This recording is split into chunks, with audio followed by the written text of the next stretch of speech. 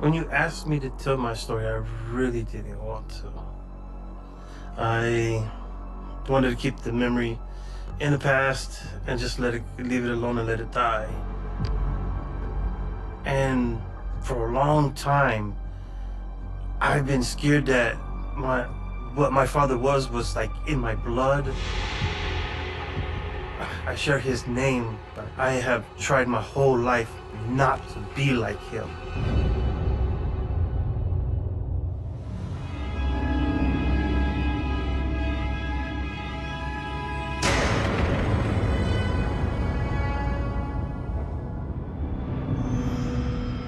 I try to fight myself inside, trying to keep from doing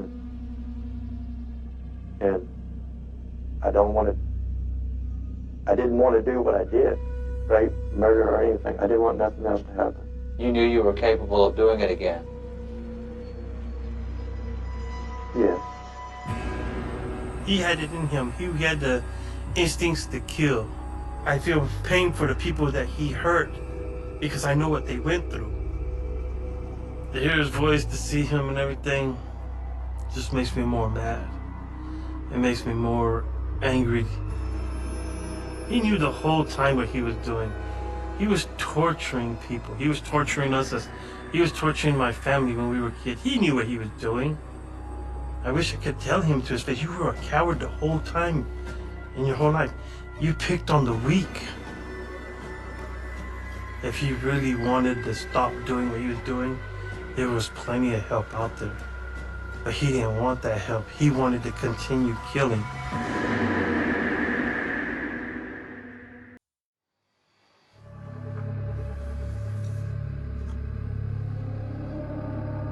I've seen this picture before. This is the picture of a normal family. My uncles, my grandfather, my aunts.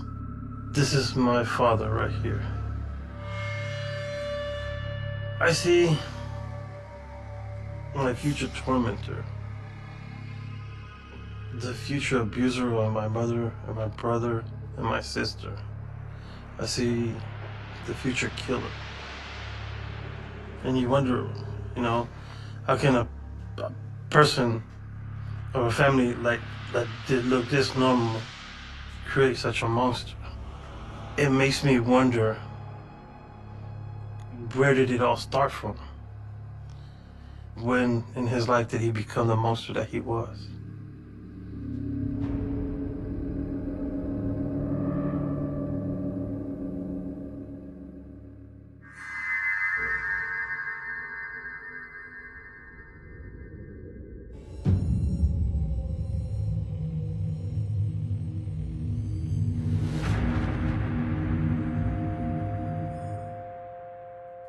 My mom and dad met in a bar in Mexico. My mom had 2 kids, a boy and a girl. So he started bringing things for the kids, telling her that, he was gonna, basically help her change her life. They could come live in the States and he was gonna adopt them. I mean, the story that he told her was anybody would fall for it, and anybody would want that to change their life and to improve their life and to go to the United States and becomes, a citizen and live the good life. But that's not what it was.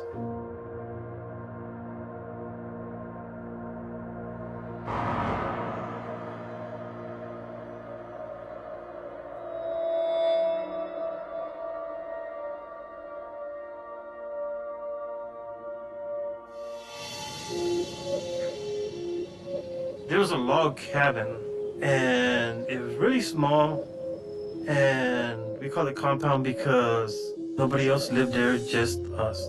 There was nothing around, no kids, no nothing, nobody around. There's just my grandfather and my grandmother, and that was it. We lived miles away from even the closest person. We were isolated from everything. He had us trapped there.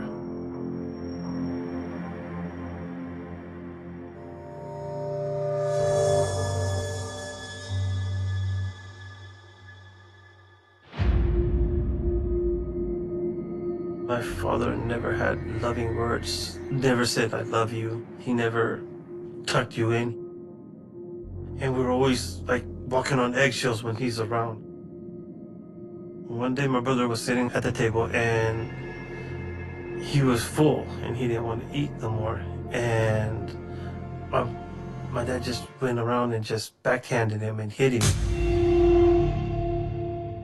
I remember feeling fear, like frozen fear, because I didn't want to be next. And my brother's crying, so my mom went over to protect him, and he hit her too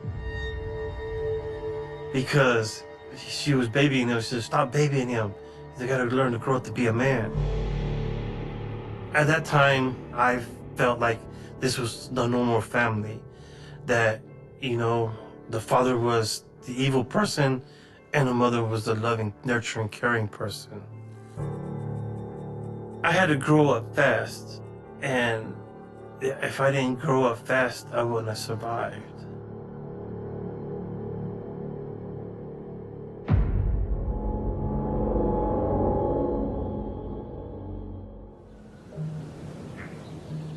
I knew there was something wrong with my surroundings.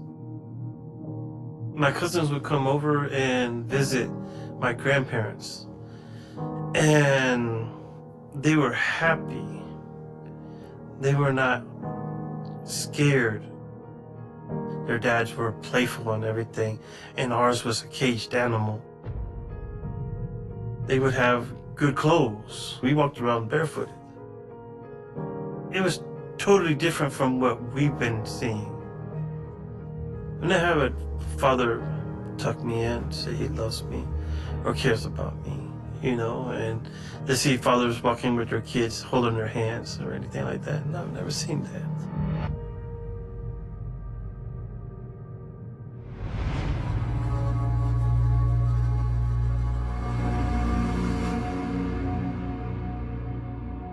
The abuse with my father started slowly and it escalated. It still comes to mind. Sometimes you still hear it in your mind when your mom is like blood curdling, screaming sometimes. And you're sleeping at night and she screams and she's yelling, "No, don't." I don't know what exactly he's doing to hurt her, but I hear her crying, I hear her in pain.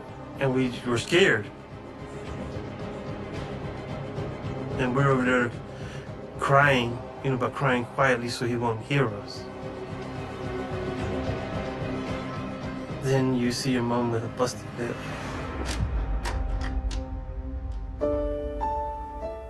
Or a bruised eye.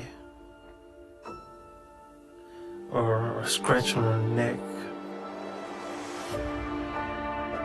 It always sticks with you. You always remember it every once in a while. You always felt the helplessness of it. It's really hard to see your mother go through that. It's upsetting and it's painful and it's angering because you don't have the power to stop it.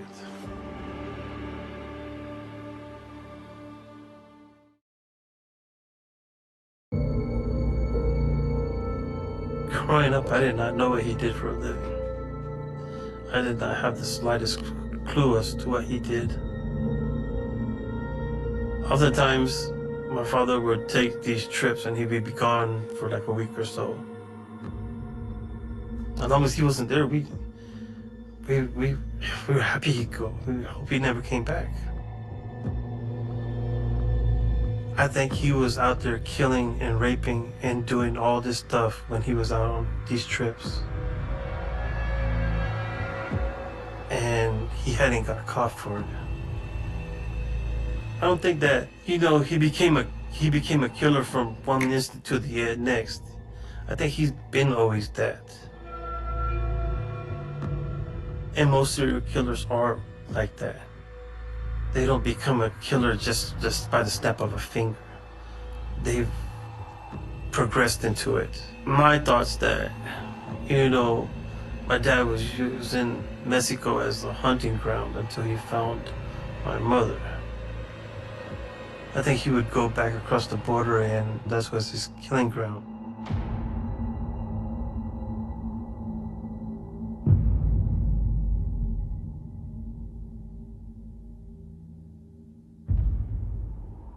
We know that the devil's gonna walk through the door.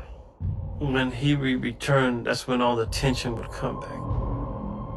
We try to walk around him, try to stay away from him, try not to be seen by him.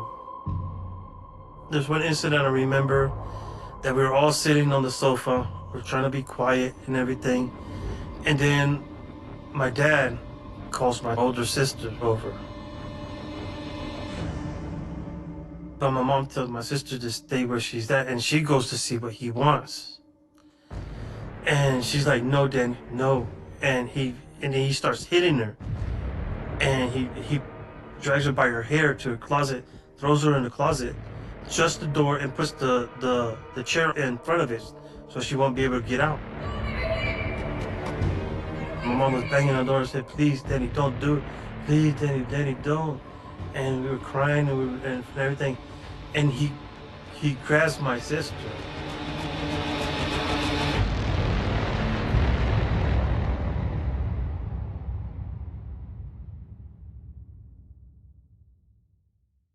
I was young. I didn't know what he was doing to her.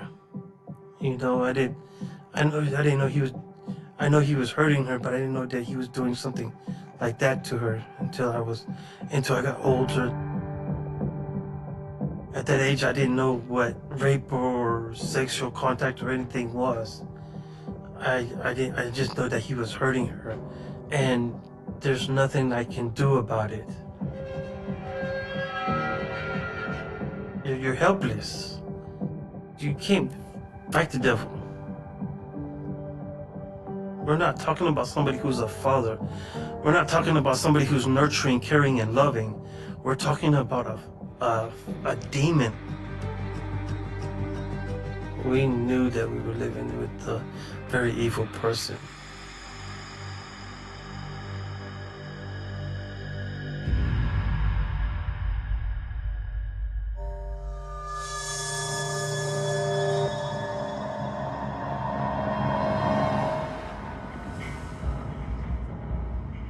We had never gone before, but one day we all got in the car and went to the store. And my mom just trying to find help or somewhere. She's begging people, help me, please. You know what I'm saying? And it's just like nobody cared, nobody listened. And she's begging them, crying. My dad seen her. He grabs her and he pulls her and he takes her to the car, and we're crying too, and he tells us, "Get the in the car." That's when he pulls the gun on, puts it on her head. I never knew he had a gun. He said, "I'll kill you before you leave." I thought he was gonna kill her. I thought he was gonna, end her life right there. That was the last time we ever went out with him. Ever.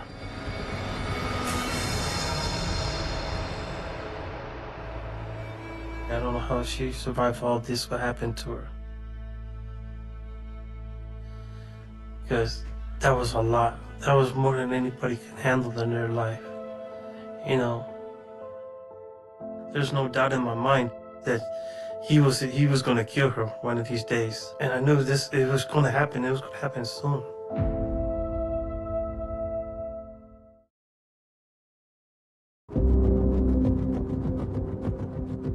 My mom was almost like a timid mouse because of all the abuse that she got. She's doing everything that he wants her to do, so he would be happy, but in reality, she was looking for a way out. One Sunday morning, my dad went with my grandparents to church. And my mom, she uses the phone, and she comes back and she's throwing stuff in a bag. and there was a car waiting at the end of the road. I have no idea what was happening. She got my two younger brothers and my older brother and my older sister. And she says that me and my other brother can't come. You have to be very, very strong. She doesn't have enough money to, because she has to get a bus to go to Mexico. I think I was around 7. My brother was around 6. She said, I will come back for you. And I told her, Mom, I know, I want to go. She said, I will be back. I can't take you with me. I will be back. I said, Mom, no, don't leave me, you know? But, see, how do you say it? I know she had to go. I know she had to leave, because if she didn't go, she was gonna die. I understand that now. I didn't understand it as a kid. And she got in the car and it drove off. I felt abandoned. I felt like she left us here with this monster here that, you know, that God knows what's gonna happen to us when he gets back.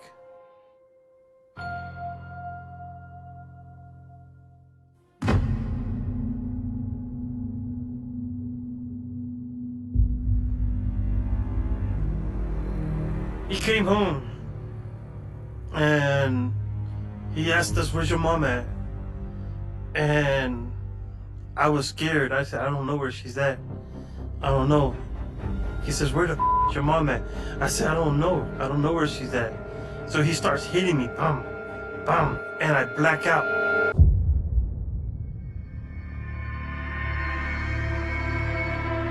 And I wake up. I don't know where I'm at the beginning. I'm in the back of the trunk of the car, and the trunk is open, and I can hear like a shovel, like somebody digging, and I see him digging a hole. He thought he killed me, and he was gonna bury me that day. And I said, Dad, and he looks at me, and it's just like, oh, he's alive. And he just turns around and he just stares at me like he's in shock. Where the is your mom at? Where did she go? Who took her? And I'm telling him I don't know. And he just gets in his car and he leaves. He takes off. I don't know where he goes. His intention was to bury me that day. What stopped him at that moment from doing it, I don't know. I don't know. I don't know what came into him. Did I shock him into reality when I woke up? I run that scenario in my head millions of times, and I ask myself that same question: why did he let me live? I don't know if it was an act of God. I don't know what stopped him from doing it. Because I know that was my grave. I know that was my grave.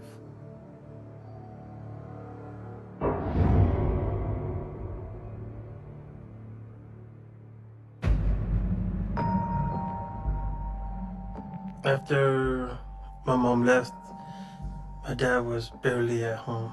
We barely seen him. I always thought that he was out there looking for my mom. That's what I always thought. He was out there searching everywhere for her. And I was praying that he never found her. He'd leave us locked in the house for hours at a time. I mean, to the time that he came back at night.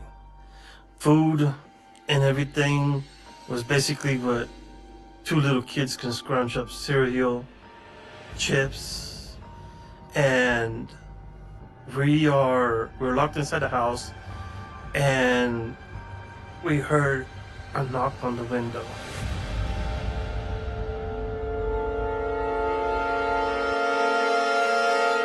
And we go and we look at the window and there's my mom.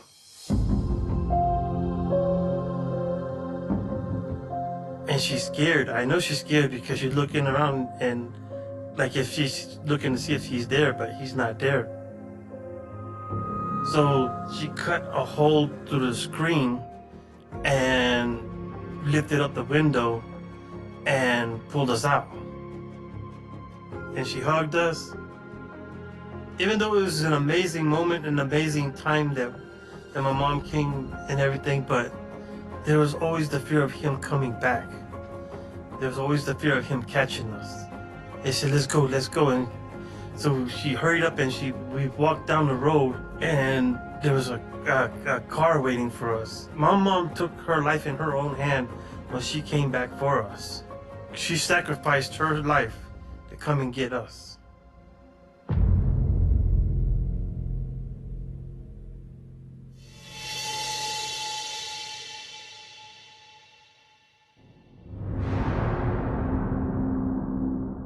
Next thing you know, my dad comes out of nowhere.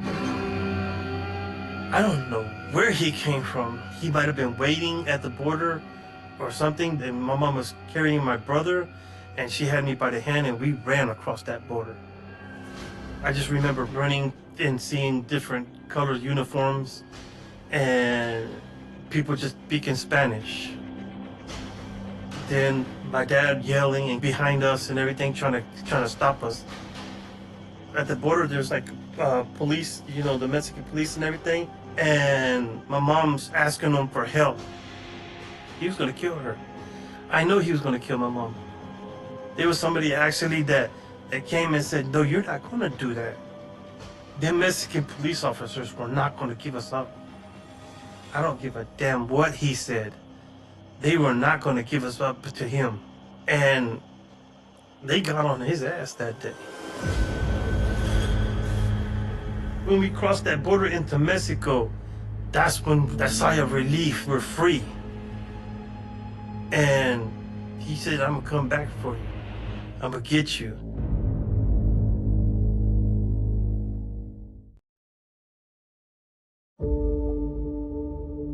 I was happy in Mexico whenever we got away from him. We were kids again. We were climbing trees, we were playing with other kids, we were swimming, we were running down the street. As long as he was not there doing what he did to our family, I didn't care. We didn't have that much, but we were finally at peace. Years later, one day my mom came and told us that we're going back to the United States. My father was in prison. That means he couldn't come after us. And I didn't bother to ask her why. I didn't care. To the people that want to know why didn't I ask questions as to what he was, because I didn't care. I didn't want to know what he was. I didn't care if he was alive, dead, or whatever. I just knew that he wasn't coming after us. Other than that, I didn't care about that. I didn't care about him. I wanted him completely erased from my mind and my memory. A few years later, we learned that he was a killer, a murderer. It didn't hit me as a shock. It was nothing shocking to me because I as a young kid, I already knew that it was in him. As a young kid, I knew that he was capable of doing it.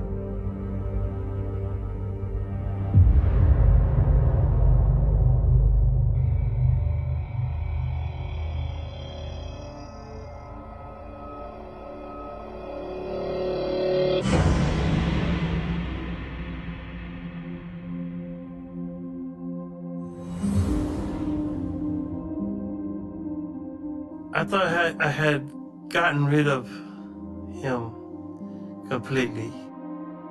Then one day, my grandmother and my grandfather wanted to pick us up and take us to Texas to see my dad in prison. My dad wanted to see us. I didn't want to go. I told my mom that I didn't want to go, but my younger brothers that didn't remember that what he was wanted to go and see him. So I went to keep an eye on them. We went over there, and he was in his prison white, and he tried to act like he was some badass or something. You know, like he was like some sort of superhero in prison and everything, trying to show, oh, I'm Mr. Johnny Badass. But in reality, you know, I seen him for the weak person that he was. And I didn't get near him. I stayed as far away from him as I could. He would try to talk to me, and I was like, you know, I'm all right. I don't need to talk to you. Oh, you're not cool for what you did. You're a piece of for what you did. When I looked into his eyes, I didn't see a soul in him, remorse. I seen the demon that he was. After that visit, I knew I was never going to go see him again.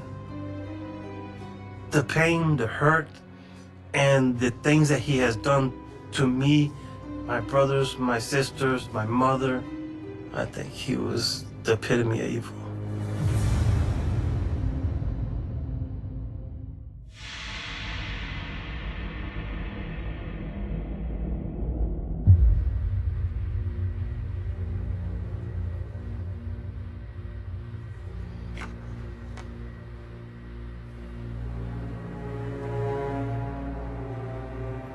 Wow. This is him, 1984. You see the killer in his eyes. Have no remorse or anything. But this is the guy that tormented me and my family when we were younger. This is my first time ever seeing this picture of him. It was not long after we escaped him that this photo was taken. But I never knew there was pictures of him in prison. Or mug shots, because I never looked him up. So when this picture was taken, he was convicted and sentenced to 25 years in prison for the murder of Pam Hudgens. He served 8 years. Wow. That's not even justice. There's no justice. I feel like they should have just gave him the chair then.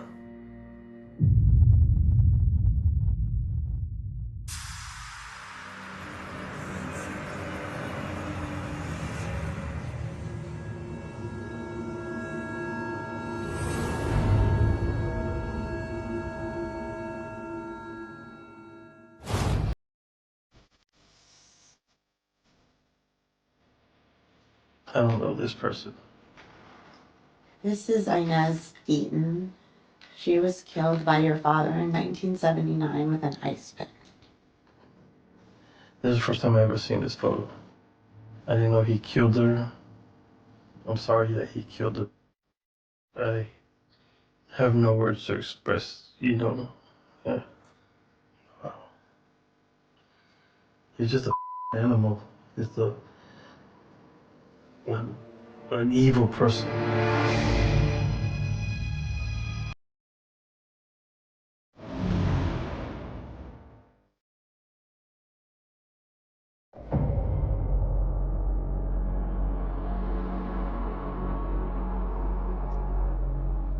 The reason that we're meeting with you is regarding the murder of Inez Deaton.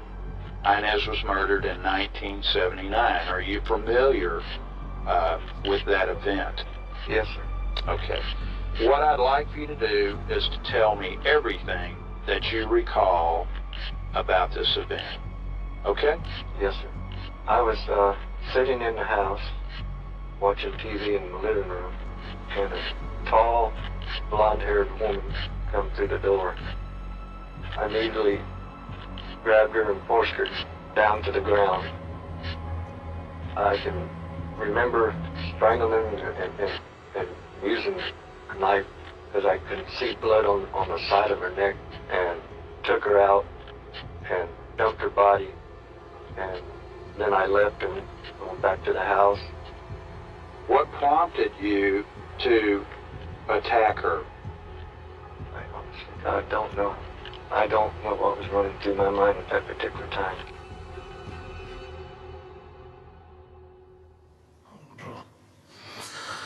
Wow.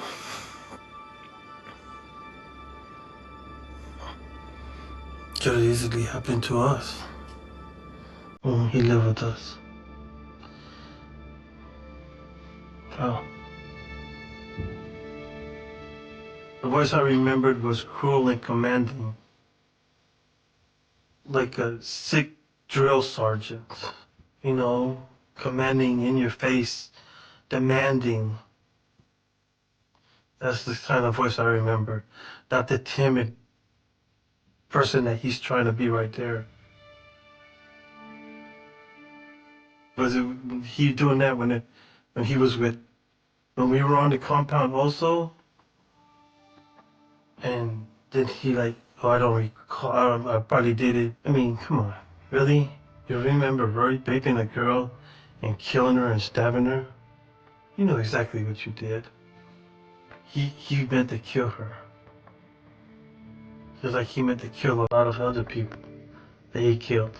His excuses, his downplaying, his little meekness doesn't fool me. He just got caught. And like he said, he just immediately grabbed her. He like just grabbed my sister and did what he did to her. When he molested my sister. That was me. He put in the trunk of a car. He put me in the trunk of a car and he was gonna bury me. That could have been us. I'm sorry that it was her. But that could also have been us too. If my mom didn't come back for us. If my mom hadn't left, that could have been all of us. I'm just glad we got away from it before he could kill us.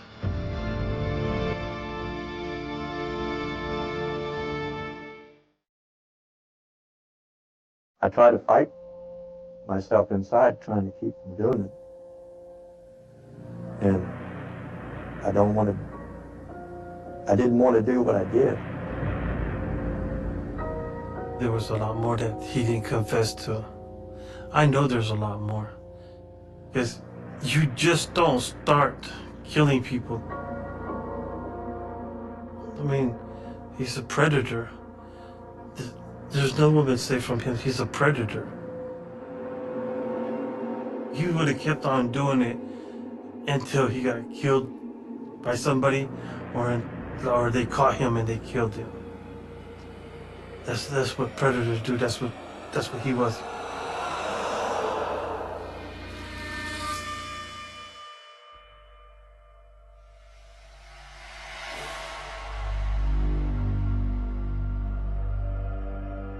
Did you know Tracy? Yes. My wife's sister-in-law. We were having an argument, some sort of a... She started out in the room and I grabbed her and pushed her and what I couldn't remember. She went down the bottom of the stairs. She was by herself? No, so she had the baby. And she was holding the baby. Was she saying anything? Was she moving? No. How about the baby? No. I went in the kitchen and opened one of the doors up and took the ice pick. I don't know if I struck her or what with the ice pick. I'm not real sure at the moment.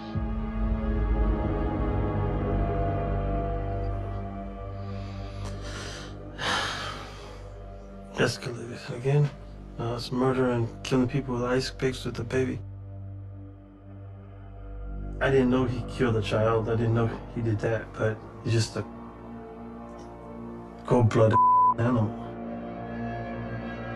But it just reminds me of my mom, because whenever we was in the house, we were supposed to be very quiet.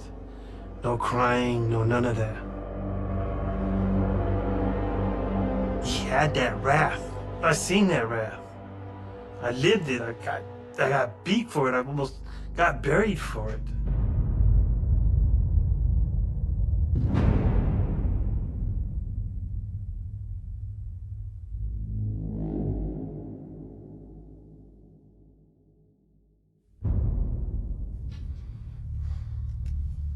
First victim that we're going to talk about is. Can you tell me what happened? I started sitting on my lap and hugging me. One thing led to another, and next thing I know, I had sex with her at least one time and touched her in different parts of her body. Yeah, how old is at the time of this incident? 12 to 13. Let's go to the next victim. How old was Danny? 10 to 12. How many times did you fool with this girl? I had sex with her once and 10 to 20 times I've found women. Victim number 4 is. How old was during this time, Dan? 8 to 9 years old. Okay, we're gonna go to victim number 5. Danny, how old was 6 to 7 years old. And how many encounters did you have with her? About 4 to 5 times. Did you have sex with her all the time? Yes, sir.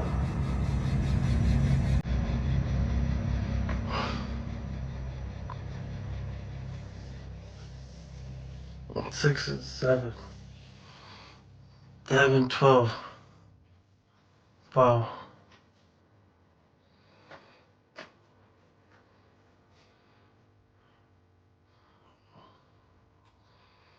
That is really sick.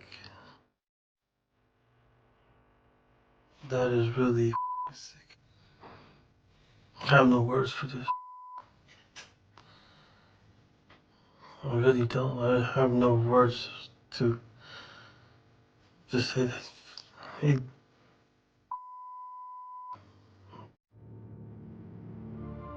finding out everything that I know about him and everything that he did and everything, I wish him more pain and hell than he deserves.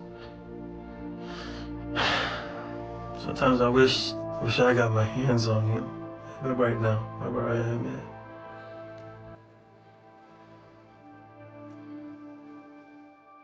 I would have taught him a very good lesson, never hurt anybody again.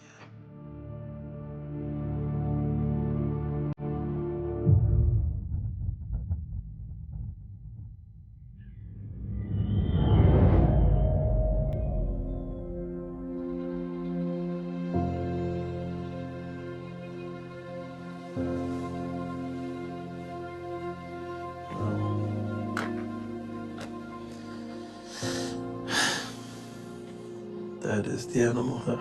That is him.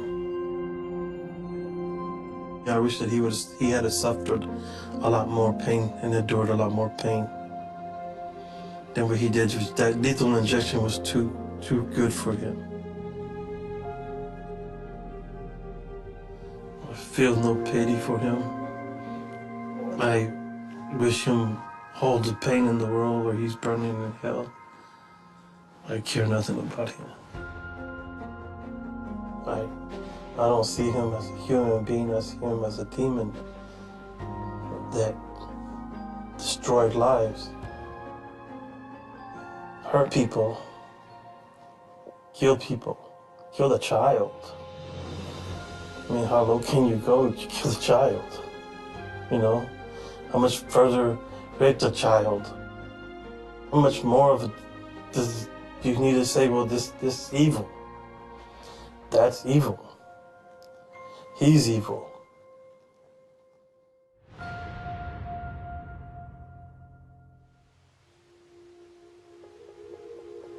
I never really closed the door on something that scarred you for the rest of your life. Scar's always going to be there for the rest of your life. I tried to do it. I've tried to close it. I've tried, but it always comes back. There's never closure. You're always going to see it somewhere. Something is always going to trigger a memory. You're always going to have it. My mom wants to forget, and now that she is more going to church and everything, she said just forgive and forget. She told me the same thing, just forgive and forget and just let him die. And I don't feel like that. I feel like, people need to know. People need to understand. I want people to realize that you gotta watch your children and you gotta protect them from animals and monsters like that. Try to help them see the signs.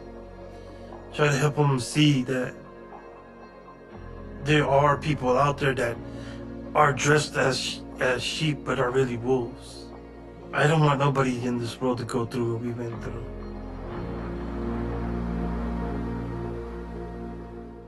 The November air carried the kind of cold that settled quietly over Queens without warning. It drifted through the narrow streets of Jamaica, wrapped itself around rows of parked cars, and turned every breath into a pale cloud that disappeared almost as quickly as it appeared. It was the final stretch of a Friday night slipping into Saturday morning, that strange hour when the city's pulse slowed just enough for silence to feel possible before another wave of life arrived with the dawn. For most people, it was simply another weekend. For one young family, it was supposed to become the happiest day they had ever known. Inside a modest apartment not far away, wedding clothes waited with patient certainty. A carefully pressed suit hung untouched, protected beneath a thin layer of plastic. Shoes rested neatly beside the bed. Fresh flowers had already been arranged. Friends and relatives would soon wake, after only a few hours of sleep, preparing themselves to celebrate a marriage years in the making. Children would smile for photographs. Music would play. Two people, who had already built a family together, would finally exchange vows before everyone they loved. That future existed only a few hours away. It never arrived. Instead, before the sun had a chance to climb above the skyline of New York City, 50 gunshots shattered the darkness. The echoes bounced between apartment buildings and storefront windows. Residents jerked awake, believing they had just heard a gun battle. Some dropped to their floors instinctively. Others rushed toward windows, only to stop themselves halfway, afraid of what they might see outside. Dogs barked. Car alarms began screaming into the frozen air. The neighborhood, moments earlier wrapped in the sleepy quiet of early morning, exploded into confusion. When the shooting stopped, there was no exchange of fire. There was no armed suspect lying behind a barricade. There was no cache of illegal weapons scattered across the pavement. There was only a damaged Nissan Altima riddled with bullets. Inside it sat 3 young men. One of them would never leave alive. His name was Sean Bell. He was 23 years old. He was not running from a bank robbery. He was not wanted for murder. He was not the target of a months-long criminal investigation. Only hours earlier, he had been laughing with friends during his bachelor party. Only hours later, he was supposed to stand beside the woman he loved and become her husband. Instead, the wedding guests gathered for a funeral. The image would haunt America for years. A bride who had expected to wear white now stood before television cameras overwhelmed by grief that words could barely contain. Their 2 little daughters, too young to understand why the future had disappeared overnight, would grow up carrying memories shaped more by photographs than by the father who had adored them.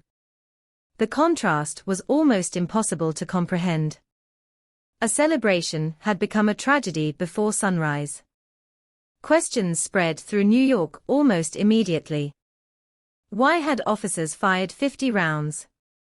Why had one detective emptied his weapon, reloaded, and continued shooting? Why had no firearm been found inside the vehicle? Why had a young man with no weapon ended up dead on the very day he planned to marry? Those questions refused to disappear. They reached courtrooms, city hall meetings, churches, television studios, newspaper headlines, college classrooms, and eventually the streets themselves. For some, the shooting represented officers forced to make impossible decisions during a rapidly unfolding encounter they believed threatened their lives. For others, it represented something entirely different. They saw a pattern. A familiar story. Another black man killed during an encounter with police. Another investigation. Another courtroom. Another family left searching for answers. Long before social media transformed public outrage into worldwide movements, Sean Bell's name became one of the defining symbols in America's continuing struggle over policing, race, accountability, and fear. Yet behind every headline was a far simpler story. A son. A father. A fiancé. A young man trying to build a future. Sean Bell had grown up in Queens, a borough defined by its extraordinary diversity. Different languages floated through neighborhood streets.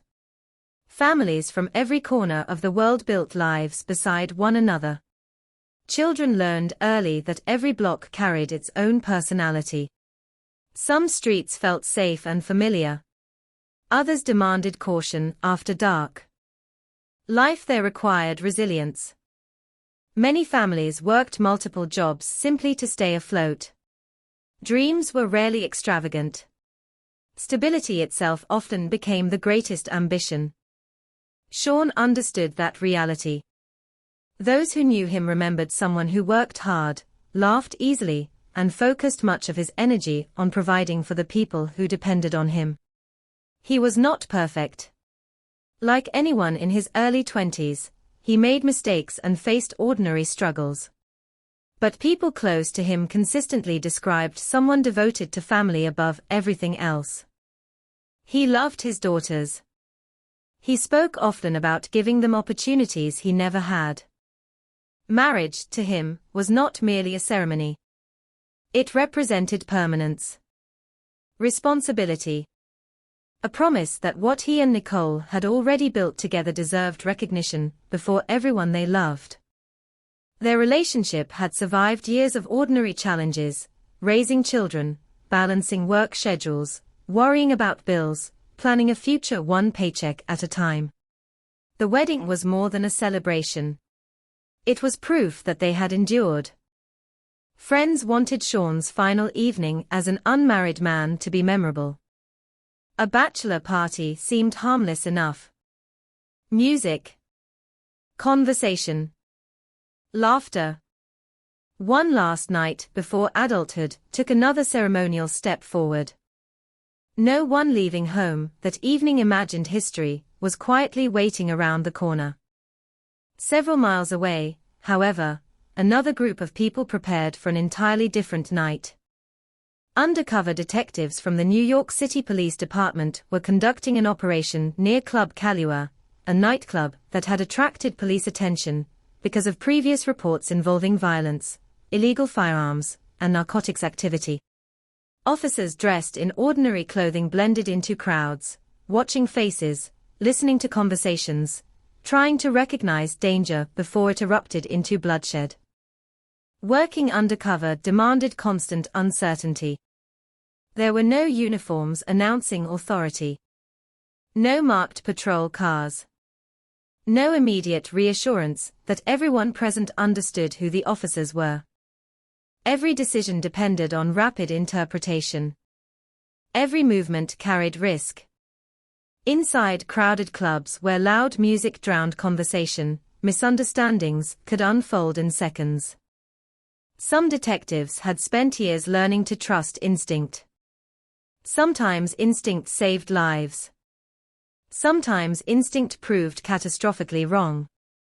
Neither group knew their paths were already converging. One entered the night expecting celebration. The other entered expecting surveillance.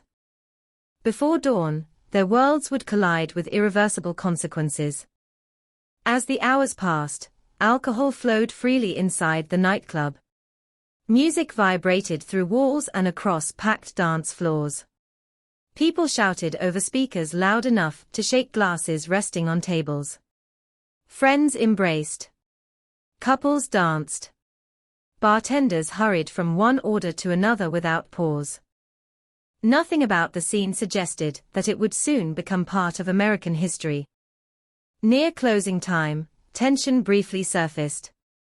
Accounts later established that an argument broke out involving other patrons. During that confrontation, an undercover detective believed he heard someone mention retrieving a gun. The statement immediately elevated concern among the officers monitoring the club. Yet uncertainty surrounded everything that followed. No firearm was seen. No weapon was displayed. No immediate arrest occurred. Instead, officers continued observing individuals they believed might be connected to the situation. Among those leaving the club was Sean Bell. Whether he understood any of the unfolding suspicion remains unknown. Whether he believed he had simply finished an ordinary evening with friends is something only he could ever have answered. History would never allow him the chance. The streets outside felt colder than before. The energy of the nightclub dissolved into the quiet rhythm of parked vehicles and scattered conversations as people prepared to head home. Taxi headlights drifted through intersections. A distant train rattled across elevated tracks. Somewhere, a delivery truck began another early morning route while most of the city still slept. Sean climbed into his Nissan Altima with two friends. Joseph Guzman settled inside. Trent Benefield joined them. 3 young men. 1 car. 1 destination that should have been home. Everything that happened after those first moments outside the nightclub would later be examined through thousands of pages of testimony, forensic analysis, media reports, and courtroom arguments.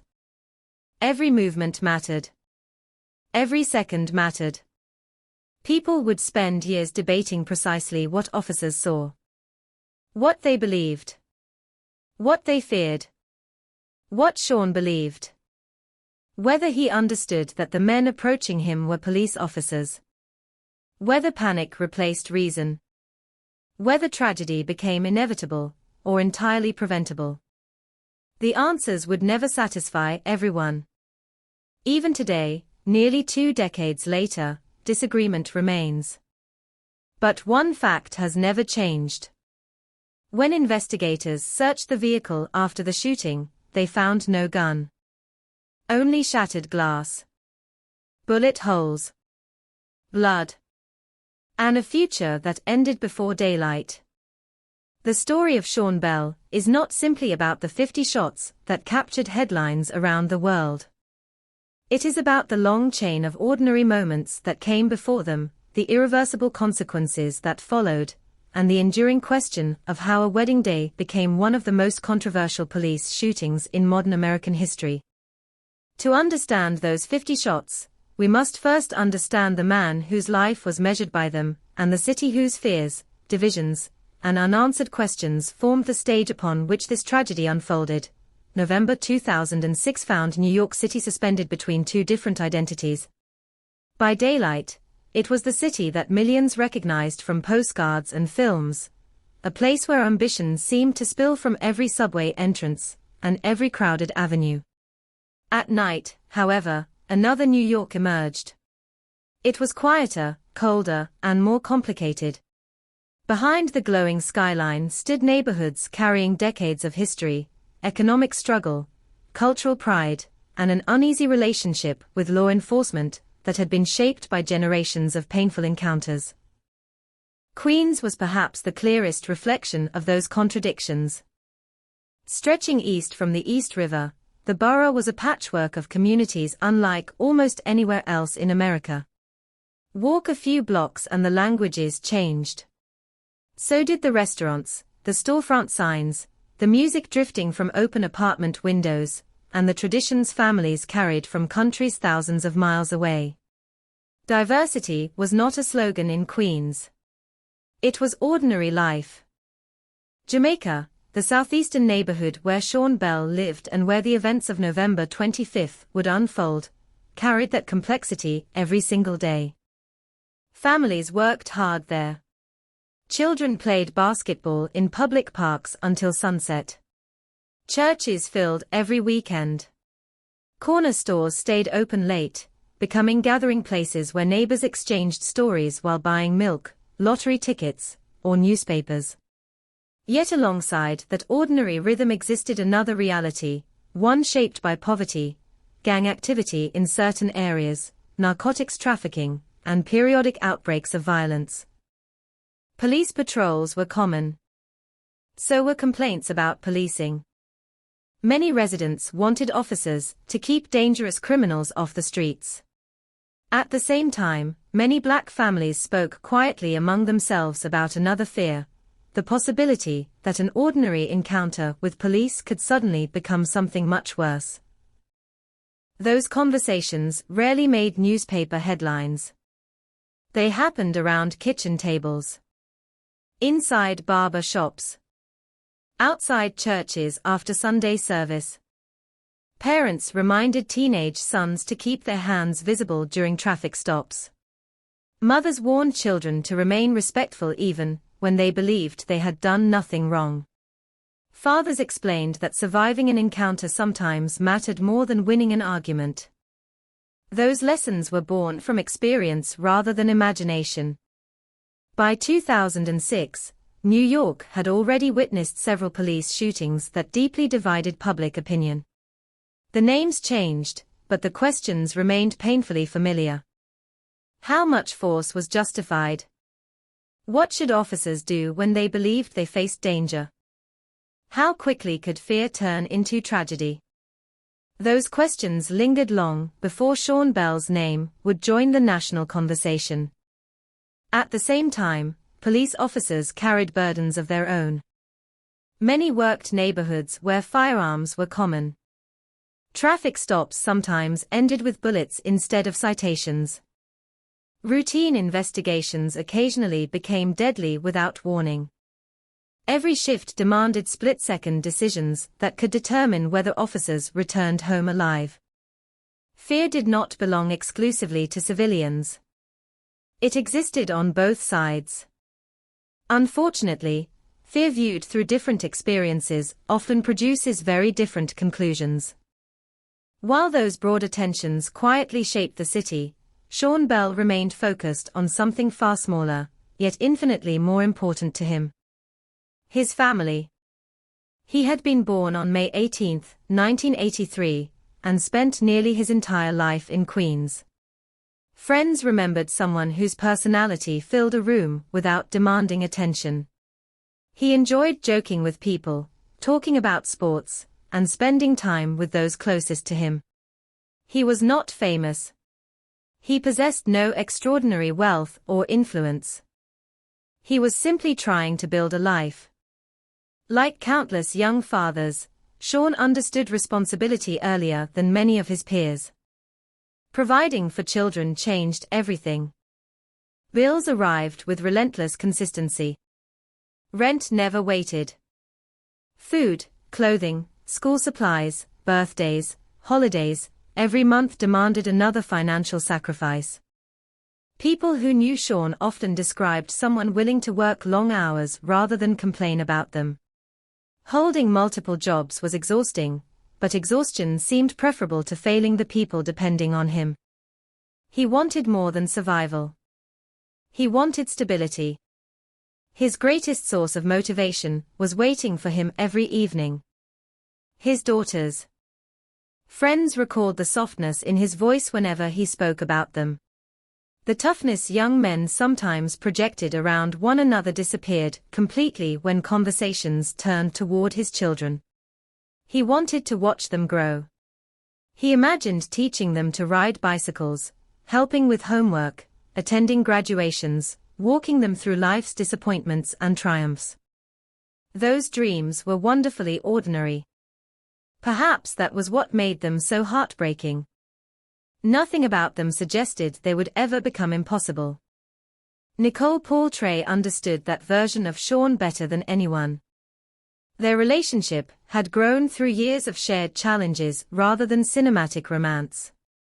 They learned each other's strengths and weaknesses while navigating the realities of raising a family before marriage.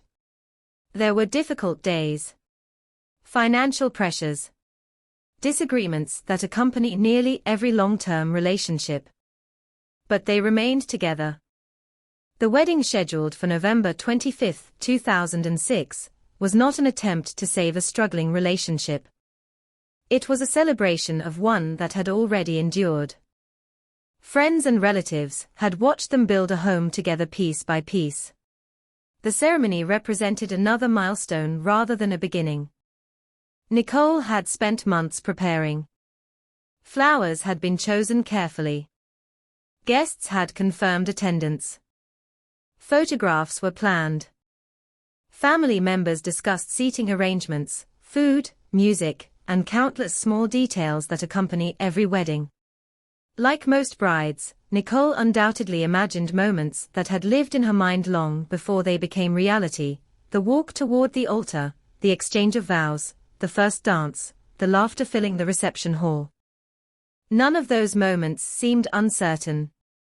The future appeared remarkably clear. Sean's bachelor party was intended as one final evening with friends, before embracing married life in its formal sense. It was not unusual. There were no elaborate trips across the country. No luxury resorts.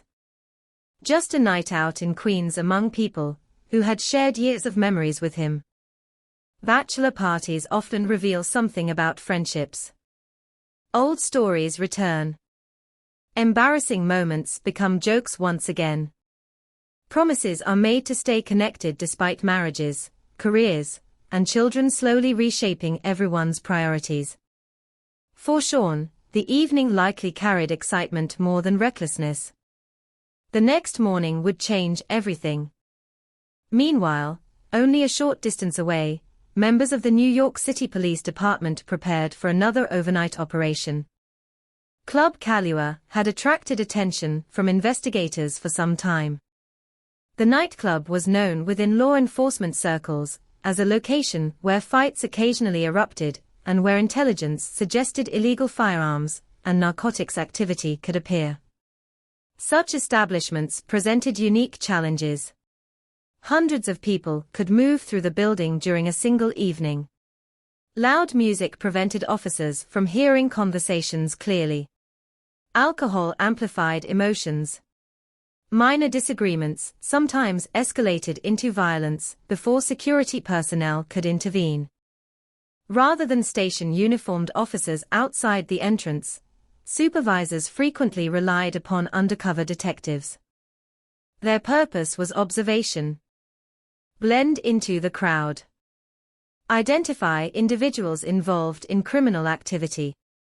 Intervene when necessary. Unlike patrol officers wearing uniforms, undercover detectives sacrificed visibility in exchange for access. Their appearance had to convince everyone around them that they were ordinary patrons. That disguise came with obvious risks. If violence erupted, civilians might not recognize them as police officers. Even fellow officers occasionally struggled to identify undercover colleagues during chaotic situations. Everything depended upon communication. Everything depended upon timing. Among the detectives working that evening was Jescard Isnora. He was experienced. So were the officers working alongside him. None began their shifts expecting national headlines. None imagined that every decision they made over the next several hours would eventually be analyzed by lawyers, judges, journalists, forensic experts, civil rights organizations, and millions of ordinary Americans. Their assignment initially unfolded much like many before it. Observe. Wait. Report suspicious activity. Remain patient. Hours passed. Crowds flowed in and out of Club Kahlua. Music continued into the early morning. Outside, temperatures dropped steadily as midnight surrendered to 2 o'clock, then 3. Most weddings begin with anticipation. Families sleep lightly, knowing celebrations await after sunrise.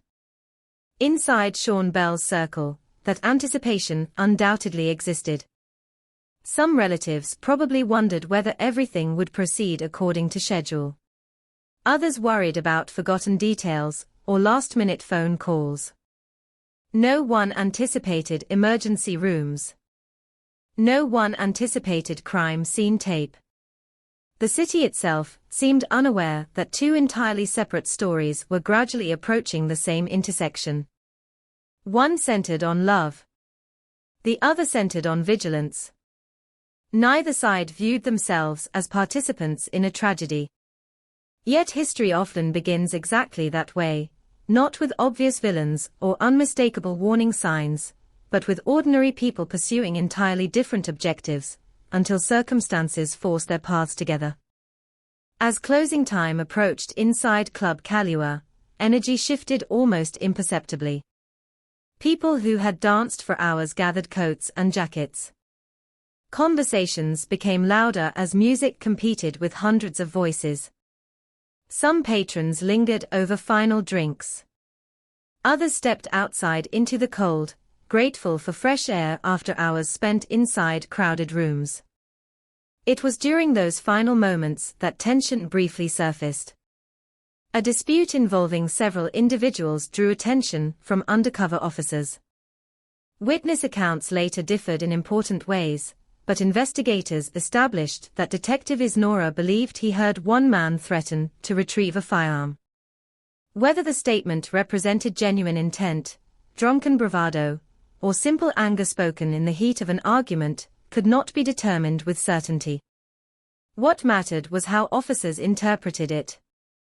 From their perspective, the possibility of a firearm transformed an ordinary confrontation into a potentially deadly situation.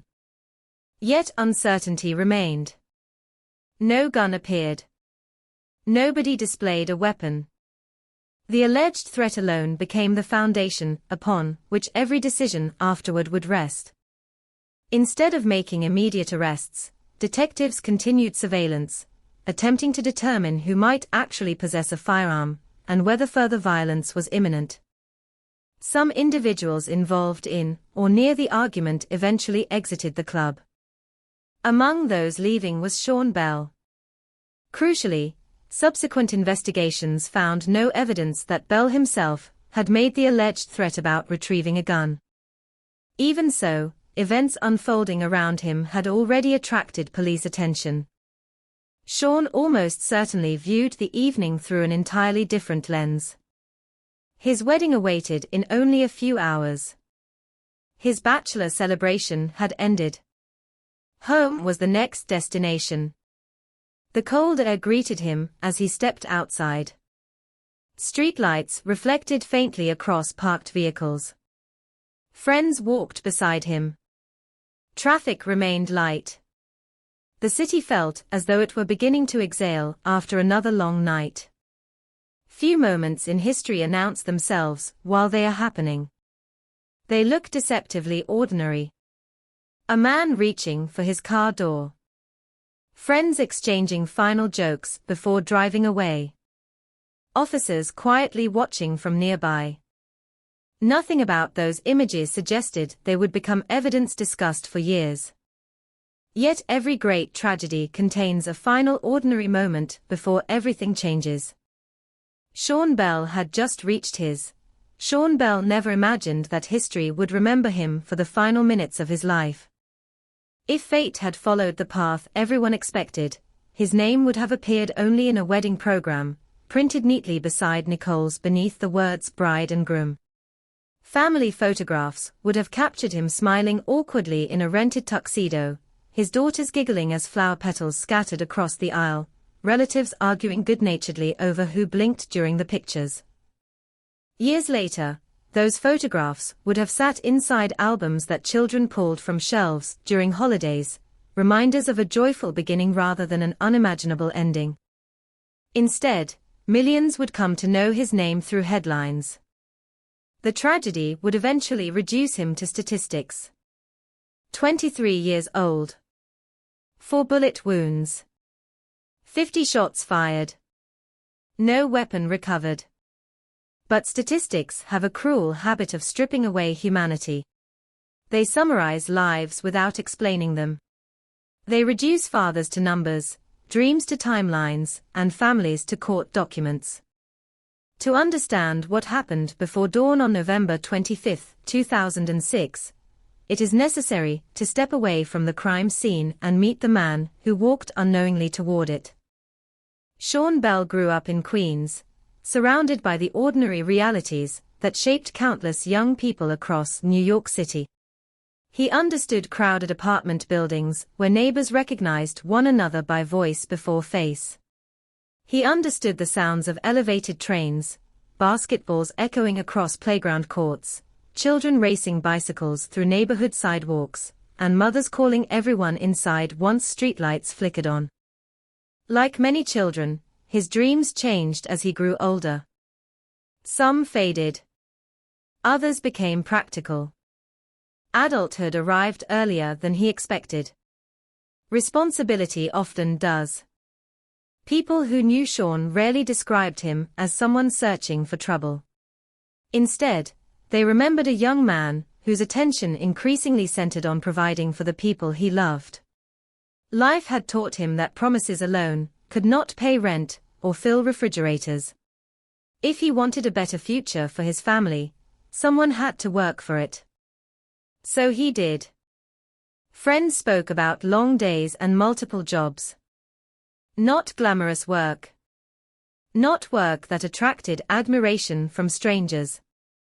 Simply honest labor performed because bills arrived every month whether someone felt tired or not. There is a particular exhaustion familiar to young parents. It is not only physical. It is emotional.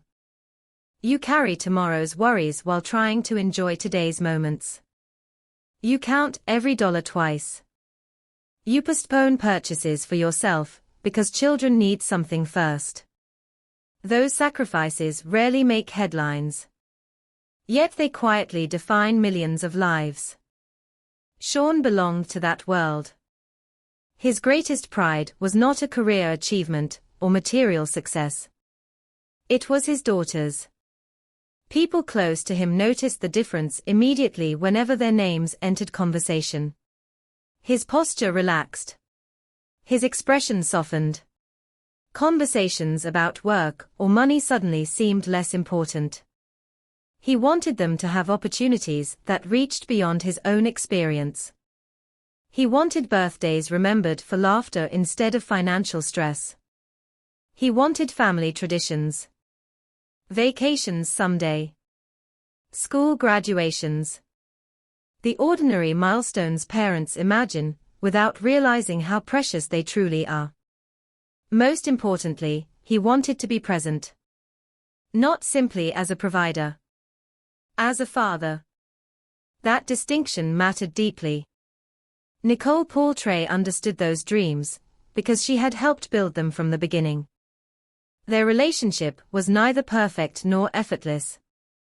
Very few lasting relationships are. They experienced disagreements. Financial challenges. The daily pressures that accompany raising children before marriage. Yet every difficulty they overcame strengthened something between them rather than breaking it apart. By 2006, they had already spent years proving their commitment long before planning a formal ceremony. Marriage represented another chapter. Not the first page. Family members watched them mature together. Friends observed the natural rhythm that develops only after years of shared experiences. They finished one another's stories. They understood each other's moods without explanation. They argued occasionally, laughed frequently, and continued moving forward. Nicole reportedly devoted enormous care to planning their wedding. Every detail mattered. The dress. The flowers. The guest list. The reception.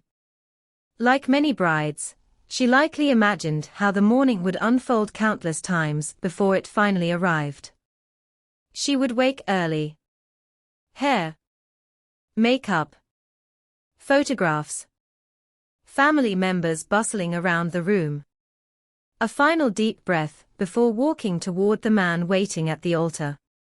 Sean, meanwhile, would probably spend the morning pretending not to feel nervous while friends teased him one last time. Those ordinary wedding traditions carried enormous emotional weight because they symbolized permanence. A promise.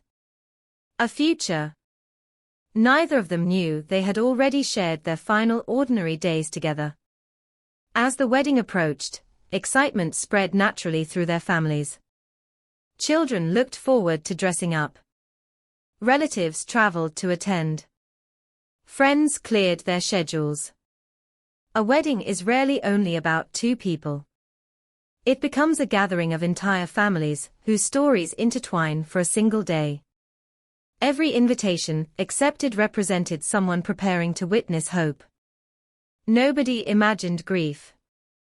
Sean's bachelor party fit comfortably within that atmosphere of celebration. Friends wanted to honor him before married life officially began. There was nothing extraordinary about the decision. Across America, thousands of bachelor parties unfolded every weekend. Some became legendary stories. Most ended quietly with tired laughter and promises to meet again soon. Sean's appeared destined for the second category. Club Kahlua stood in Jamaica, Queens, a neighborhood familiar to many local residents. The nightclub possessed a reputation that extended beyond music and dancing. Law enforcement had monitored the establishment because of previous reports involving violence, narcotics, and illegal firearms. That reputation mattered. Places accumulate histories. Sometimes those histories influence every future decision made within them. Police approached Club Kahlua with heightened awareness precisely because previous incidents suggested trouble could develop unexpectedly. Most patrons entering the club that evening likely knew little about ongoing police operations. They came to celebrate birthdays, meet friends, dance, forget work for a few hours.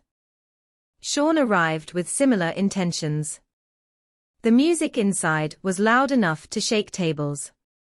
Colored lights swept across crowded dance floors. Bartenders moved constantly behind counters lined with glasses reflecting blue and red flashes from overhead fixtures. People shouted conversations into one another's ears because normal speaking was impossible. Laughter mixed with music until individual voices disappeared into a single restless rhythm. Outside, November cold wrapped itself around the building. Inside, the air felt warm, crowded, almost electric. Sean spent the evening with friends including Joseph Guzman and Trent Benefield. The three men shared years of friendship built through countless ordinary experiences that no investigation would ever fully document. Road trips, basketball games, late-night conversations, family cookouts. Small moments accumulate into lifelong friendships, without anyone recognizing their importance at the time. That evening was supposed to become another memory added to the collection. Instead, it would become the final chapter. As hours passed, alcohol loosened conversations throughout the nightclub. Groups formed and dissolved. People moved between the dance floor, bar, and entrance. Closing time gradually approached. Fatigue began replacing excitement. Guests prepared to leave. Elsewhere inside the club, undercover detectives quietly continued their surveillance. They watched body language, observed interactions, listened for indications that violence might erupt. Their assignment required patience more than action. Hours could pass without incident. Then everything might change in seconds. Near 4 o'clock in the morning, tension briefly interrupted the night's celebrations. An argument developed involving several patrons. Witnesses later offered differing recollections regarding exactly who participated and precisely what was said. Investigations established that Detective Jesgard Isnora believed he heard one individual state that he was going to retrieve a gun. That statement immediately altered the detective's assessment of the situation. In environments where firearms have previously appeared, officers cannot easily dismiss such threats. Yet uncertainty remained at the center of everything. No firearm was displayed. No one actually retrieved a weapon. No immediate shooting occurred. The detectives instead chose continued observation. From that moment onward, every movement became subject to interpretation. Who belonged with whom? Who had participated in the argument? Who represented a genuine threat? Such questions often appear easier when viewed years later from courtroom transcripts than they do during rapidly evolving situations unfolding before dawn. Sean Bell occupied a difficult position within that uncertainty. Subsequent investigations found no evidence that he personally threatened anyone by claiming he would retrieve a firearm. Nor was any evidence found that he possessed one. Yet because of his proximity to others under observation, detectives continued watching the group as they exited the nightclub. Sean almost certainly experienced the moment very differently. The bachelor party had ended. Morning approached. His wedding awaited. Perhaps fatigue had already settled into his shoulders. Perhaps he was thinking about sleeping for a few hours before beginning the busiest day of his life. Perhaps his thoughts had already shifted toward Nicole. Toward seeing her in her wedding dress. Toward hearing music begin. Toward watching relatives fill rows of chairs. Toward finally saying the words they had waited years to speak. No investigation can reveal those private thoughts. They disappeared with him. Outside Club Kahlua, the city seemed suspended between night and morning. Streetlights reflected off damp pavement. Cold air rushed into lungs after hours spent inside crowded rooms. Cars started one after another as patrons prepared to leave. Taxi drivers searched for final fares before sunrise. Some people lingered outside saying goodbye. Others climbed quickly into vehicles, eager to return home. Sean walked toward his Nissan Altima. Joseph Guzman accompanied him. Trent Benefield followed. The three friends entered the car without realizing that several undercover detectives continued watching nearby. It was an ordinary action repeated millions of times every day. Unlock the door. Sit down. Close it. Start the engine. Drive away. History often disguises itself as routine until the moment it reveals otherwise. Within minutes, those simple actions would become central pieces of courtroom testimony. Investigators would analyze vehicle movements frame by frame. Lawyers would debate distances measured in feet. Experts would calculate bullet trajectories. Witnesses would disagree about seconds that felt like fractions of a heartbeat. But at that precise moment, none of those future arguments existed. There was only a young father climbing behind the wheel after spending one final evening with friends. His wedding clothes waited at home. His bride believed she would soon see him. His daughters slept peacefully, unaware that the man who kissed them goodnight would never return. The streets ahead appeared ordinary. The future seemed certain. And somewhere in the darkness, two entirely different perceptions of the same unfolding moment were about to collide with consequences that would echo far beyond Queens, far beyond New York, and far beyond that cold November morning. The clock had moved past 4 in the morning when Sean Bell eased his Nissan Altima away from the curb outside Club Kahlua. The streets of Jamaica, Queens, looked almost abandoned compared to the crowded nightclub he had just left. Neon lights reflected across damp pavement.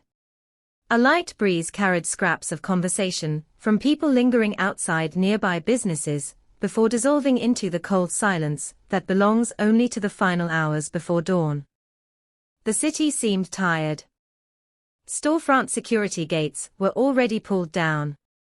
Traffic lights cycled through green, yellow, and red for intersections occupied by almost no one.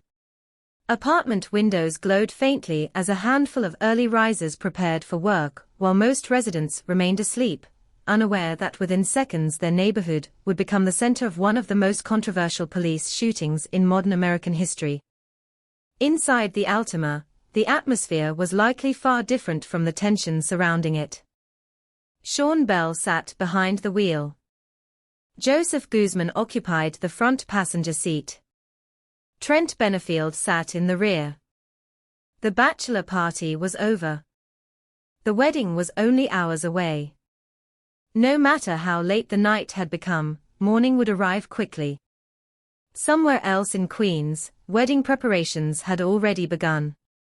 Relatives would soon wake to finish decorating reception tables. Family members would iron suits one final time. Hair appointments had been scheduled. Cameras waited to capture smiles that everyone believed were inevitable. The day had already been written in countless imaginations. None of those imagined futures included police sirens. Nearby, undercover detectives continued watching. From their perspective, the situation had not ended when patrons left the nightclub. It had only moved outside. Detective Jesgard Isnora believed that someone connected to the earlier argument might retrieve a firearm. That belief shaped every decision that followed. Investigators later established that officers remained concerned the suspected threat had not disappeared, but had merely shifted locations. Uncertainty filled every moment. The detectives could not know exactly what the occupants of the Altima intended to do. Equally, the three men inside the vehicle could not know that undercover officers were interpreting their movements through the lens of a possible armed confrontation. Two completely different understandings of the same situation were developing simultaneously. Neither side fully understood the other. That gap would soon prove catastrophic. The Altima began moving. Officers followed. What happened next became one of the most disputed sequences of events in the entire case. Investigators, forensic specialists, attorneys, journalists, and eyewitnesses would spend years attempting to reconstruct mere seconds. Some witnesses remembered hearing shouting. Others remembered only chaos. Some believed officers clearly identified themselves as police. Others insisted everything unfolded too quickly for anyone inside the vehicle to understand who was approaching. Those conflicting accounts never fully disappeared. According to testimony presented later in court, undercover officers moved toward Sean Bell's vehicle intending to stop it. Because they wore ordinary clothing rather than police uniforms, visual identification immediately became more complicated. Detectives later stated that they identified themselves verbally. Several civilian witnesses questioned whether that identification was clear enough amid the confusion. The environment itself worked against certainty. Car engines idled nearby. People leaving the nightclub continued talking. Doors slammed shut. The cold air carried echoes from multiple directions. Everything happened within moments. Sean's vehicle began moving forward. Exactly why has remained the subject of continuing debate. Prosecutors, defense attorneys, independent observers, and Bell's family all interpreted the movement differently. Police officers believed the car posed an immediate danger. Bell's family argued he may have believed unidentified men were approaching him aggressively, and that he was attempting to escape what he perceived as an attack or robbery. Sean himself never had the opportunity to explain what he saw. The only certainty is that the vehicle moved. For the detectives, those few feet changed everything. According to officers, they feared the Altima might strike one of them. In rapidly evolving situations, officers are trained to respond when they reasonably believe they face imminent deadly danger. That belief, prosecutors later argued, had to be examined carefully.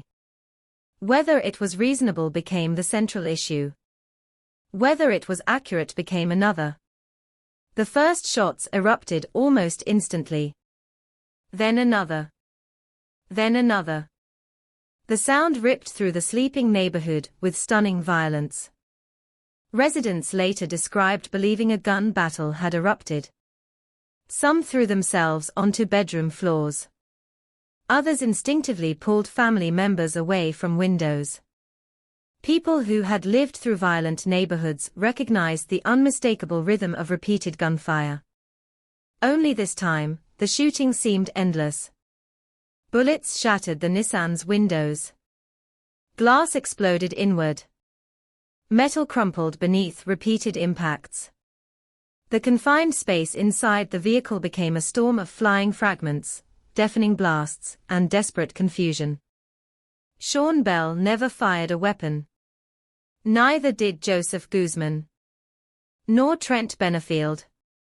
There were no return shots. The detectives continued firing. Officer Michael Oliver discharged his service weapon repeatedly. When his pistol ran empty, he reloaded. Then he fired again. The significance of that detail would later become one of the defining features of the entire case. Reloading requires time. A fraction of a pause. The insertion of another magazine. The resumption of fire. For critics, that sequence raised painful questions. For the defense, it reflected an officer still believing the threat remained active. By the time the shooting finally stopped, 50 rounds had been fired. 50. It is a number difficult to imagine until one considers what it sounds like in reality. Each shot echoed separately. Each produced another flash. Another impact. Another opportunity for life to disappear. Investigators later determined that Sean Bell had been struck 4 times. Joseph Guzman suffered devastating injuries after being hit by 19 bullets. Trent Benefield was also wounded. Inside the vehicle, terror had replaced every ordinary thought that existed only seconds earlier. Whatever conversations had filled the car before officers approached vanished beneath overwhelming violence. Outside, silence returned almost as suddenly as it had disappeared. Smoke drifted faintly from gun barrels. The smell of burned gunpowder settled across the street. Shattered glass covered the pavement like frozen rain. The Nissan sat motionless. Its body had been transformed into twisted metal punctured by dozens of bullet holes. Doors, windows, and panels bore the unmistakable evidence of overwhelming force. For several moments, no one fully understood what had just happened. Residents cautiously emerged from apartment buildings. Some looked from behind curtains. Others stepped onto sidewalks, still uncertain whether the danger had truly passed. Police quickly secured the scene. Emergency medical personnel rushed toward the wounded men. Sean Bell remained inside the vehicle. Every second now mattered for an entirely different reason. Paramedics worked urgently. Despite their efforts, his injuries proved catastrophic. He was transported to the hospital. Doctors attempted to save him. They could not. Sean Bell died only hours before he was scheduled to marry Nicole Portray. Elsewhere, phones began ringing. Family members answered expecting routine wedding questions. Instead, they heard words almost impossible to process. There had been a shooting. Sean had been taken to the hospital. The situation was critical. Hope survives strangely during moments like these. Even when facts appear overwhelming, families cling desperately to possibilities. Perhaps there had been a mistake.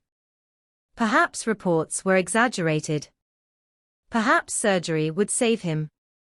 Perhaps someone else had been killed. Perhaps Sean would wake up. Those hopes disappeared one by one. News of his death spread rapidly. Shock gave way to disbelief. Disbelief slowly surrendered to grief. Nicole's world collapsed before sunrise. The dress she expected to wear only hours later suddenly became a painful reminder of a future erased overnight. Instead of preparing to exchange vows, she found herself confronting an entirely different reality. Reporters gathered. Television cameras arrived. Questions multiplied faster than answers. How had this happened? Why had police fired so many rounds? What threat justified 50 shots? Even before investigators completed the initial examination of the scene, another discovery intensified public concern. Officers searched the Nissan Altima thoroughly. They searched the occupants. They searched the surrounding area. No firearm was recovered. No handgun. No rifle. No shotgun. No knife. No weapon connected to Sean Bell or his two companions. Inside the car were only ordinary personal belongings. A cell phone. Identification. Papers. Items expected inside almost any civilian vehicle. That absence immediately transformed public perception of the shooting. The discovery did not automatically answer every legal question surrounding the officer's decisions.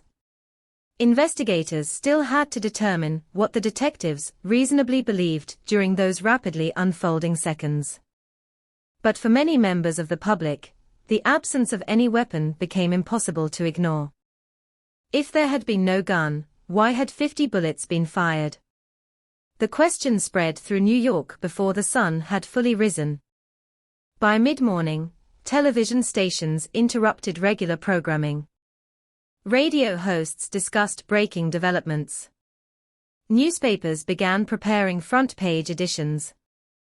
Outside hospitals and police facilities, reporters waited for official statements. Witnesses were interviewed repeatedly. Every recollection mattered. Every inconsistency attracted attention. Some remembered hearing officers shout. Others insisted they heard only gunfire. Some believed the vehicle accelerated toward detectives. Others questioned whether the movement justified such overwhelming force. Those disagreements would continue long after physical evidence had been collected. The crime scene itself stood as silent testimony. Yellow evidence markers appeared beside shell casings. Crime scene photographers documented every bullet hole from multiple angles. Investigators measured distances with extraordinary precision. The damaged Nissan became more than a vehicle. It became evidence. Each shattered window. Each punctured door. Each impact inside the passenger compartment represented another fragment of a story investigators desperately needed to reconstruct. Yet physical evidence alone could never answer the central question. What had each person believed during those few irreversible seconds? Fear cannot be photographed. Perception leaves no fingerprints. Intent cannot be measured with a ruler. Those invisible elements would ultimately define everything that followed. As daylight spread across Queens, wedding guests who had expected music instead received devastating news. The celebration had ended before it began. Flowers prepared for a ceremony would instead accompany mourning. A family that expected photographs of joy would soon stand together in grief. The street outside Club Kahlua gradually reopened to ordinary traffic. People drove past, without immediately realizing they were passing one of the most consequential crime scenes in New York's recent history. The blood had not yet dried. The questions had only begun. And for Sean Bell's family, time had already divided forever into two separate lives. Everything before those 50 shots, and everything after them. Daylight revealed what darkness had hidden. The cold blue glow of police emergency lights slowly gave way to the pale gray light of a late November morning. Overnight, the street outside Club Kahlua had transformed from an active crime scene into a place frozen in time. Yellow crime scene tape fluttered gently in the wind, stretching between police vehicles and utility poles. Curious residents gathered behind the barriers, speaking in hushed voices while trying to understand how a neighborhood they knew so well had become the focus of national attention before breakfast. The Nissan Altima remained where the shooting had ended. Its appearance alone told a story that no witness could fully capture. The windshield had been shattered. Every side of the vehicle bore fresh scars. Glass covered the seats, the dashboard, and the pavement beneath the doors. Metal had been ripped apart by repeated impacts, leaving jagged holes that investigators carefully numbered and photographed. The interior no longer resembled the car that had carried 3 friends away from a bachelor party only minutes earlier. It resembled the aftermath of a battlefield. Crime scene technicians moved deliberately. Every shell casing was marked. Every bullet strike measured. Every fragment of broken glass photographed before being collected. Nothing could be disturbed without documentation. Every inch of pavement might later become evidence inside a courtroom. The detectives assigned to reconstruct the scene understood that this investigation would receive extraordinary scrutiny. Officer-involved shootings always demanded careful examination, but 50 rounds fired by undercover officers into an unarmed man's vehicle guaranteed that every conclusion would be questioned. Measurements began immediately. Investigators determined where each officer had been standing. Laser measurements established distances between the detectives and the Altima. Photographs were taken from multiple angles to preserve the exact positions before the scene changed. Experts knew they would later be asked to answer difficult questions. How close had the vehicle come to the officers? Which direction had it moved? At what point had each officer fired? Could any officer still have reasonably believed he remained in immediate danger after the first shots? The physical evidence would become the foundation upon which every legal argument rested. Nearby, detectives searched the car itself with equal precision. Seats were examined. Floor mats lifted. Door compartments emptied. The trunk opened. Every personal item was catalogued. Investigators expected to recover something that might explain the officers' belief that they were confronting an armed threat. Instead, they found everyday belongings. A cell phone. Identification. Personal papers. Small items any ordinary young man might keep inside his vehicle. No handgun appeared beneath the seats. No weapon had been hidden inside the trunk. No knife rested inside the center console. The search continued because investigators could not afford assumptions. Yet each passing minute strengthened the same conclusion. There was no firearm. Outside the vehicle, additional searches covered the surrounding street. Storm drains were checked. Bushes were inspected. Nearby sidewalks were examined. The possibility that a weapon had been discarded during the confrontation had to be eliminated. Nothing changed the result. No weapon connected to Sean Bell, Joseph Guzman, or Trent Benefield was recovered. That single fact spread rapidly through police channels before reaching the media. Inside police headquarters, supervisors now faced an investigation that had grown significantly more complicated. The initial reports described officers responding to what they believed was a potentially armed situation. The absence of any weapon did not automatically determine whether their decisions had been legally justified, but it dramatically altered public perception before the investigation had barely begun. Questions multiplied. If no gun existed, what exactly had prompted 50 shots? Could fear alone explain the outcome? Or had something gone terribly wrong in the space of only a few seconds? Meanwhile, physicians at Jamaica Hospital had already reached the conclusion Sean Bell's family feared most. Despite emergency treatment, Sean's injuries were fatal. Doctors pronounced him dead only hours before he was expected to stand before friends and relatives exchanging wedding vows. Hospital staff now faced one of the most difficult responsibilities in medicine: informing a family that hope had ended. Grief enters a room quietly. There is rarely screaming at first. There is disbelief. Silence. Faces searching one another for someone willing to say the words must somehow be mistaken.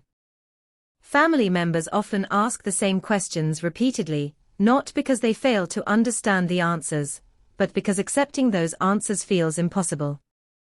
Nicole Paultray arrived expecting to see the man she loved. Instead, she entered a world divided forever into before and after. The wedding she had spent months planning no longer existed. Every arrangement suddenly became meaningless. Flowers waiting at the ceremony site. Guests preparing to travel. Music selected for the first dance. Photographs that would never be taken. Instead of choosing between wedding shoes and jewelry, she now faced decisions no bride should ever confront. How to tell their daughters. How to notify relatives. How to survive the coming days. News organizations quickly learned the identity of the victim. Television helicopters appeared above Queens. Satellite trucks lined nearby streets. Reporters rushed to confirm details before competing stations. By late morning, the story had already become regional news. By afternoon, it was spreading nationwide. The central facts were impossible to ignore. A 23-year-old black man. Killed hours before his wedding. 50 rounds fired by undercover police. No weapon recovered. Those 4 facts alone guaranteed extraordinary public attention. Journalists immediately sought eyewitnesses. The interviews revealed a neighborhood still struggling to understand what residents had heard only hours earlier. Several described believing multiple shooters had exchanged gunfire, because the barrage seemed far too long to involve a single incident. Others recalled diving onto bedroom floors after hearing what sounded like an endless series of explosions. Some residents remembered looking outside only after the shooting ended, expecting to find heavily armed criminals engaged in a firefight. Instead, they saw police officers surrounding a single vehicle. Witnesses also offered differing recollections about the moments before the shooting. Some believed they heard shouting. Others remembered only confusion. Some thought officers identified themselves. Others insisted everything unfolded so quickly that anyone inside the Altima could easily have misunderstood what was happening. Investigators carefully documented every account, aware that memory under extreme stress is often imperfect. Different people standing only a few feet apart frequently experience the same event differently. That reality would later become one of the investigation's greatest challenges. At police headquarters, detectives involved in the shooting began providing official statements. Officer-involved shootings require detailed documentation. Each detective described the rapidly unfolding circumstances from his own perspective.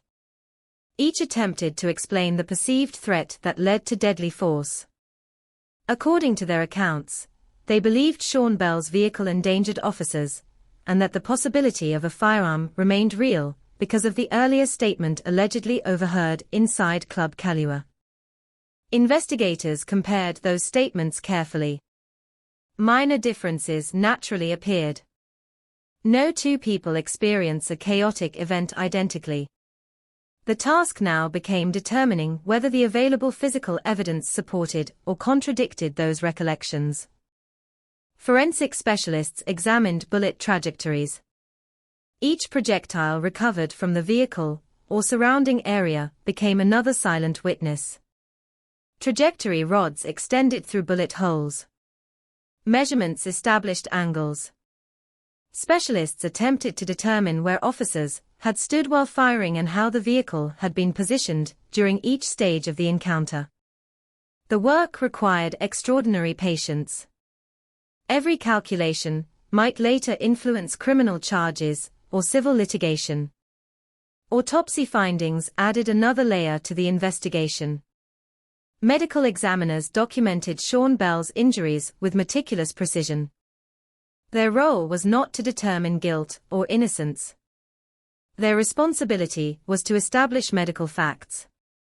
The number of wounds, their locations, their trajectories, the physiological cause of death. Those findings would later become essential evidence during legal proceedings. Joseph Guzman remained hospitalized with severe injuries. 19 bullets had struck him. The extent of his wounds astonished even experienced medical personnel. Multiple surgeries became necessary simply to preserve his life. Recovery would require months, perhaps years. Physical healing, however, represented only part of the damage. Psychological trauma often lingers far longer than visible scars.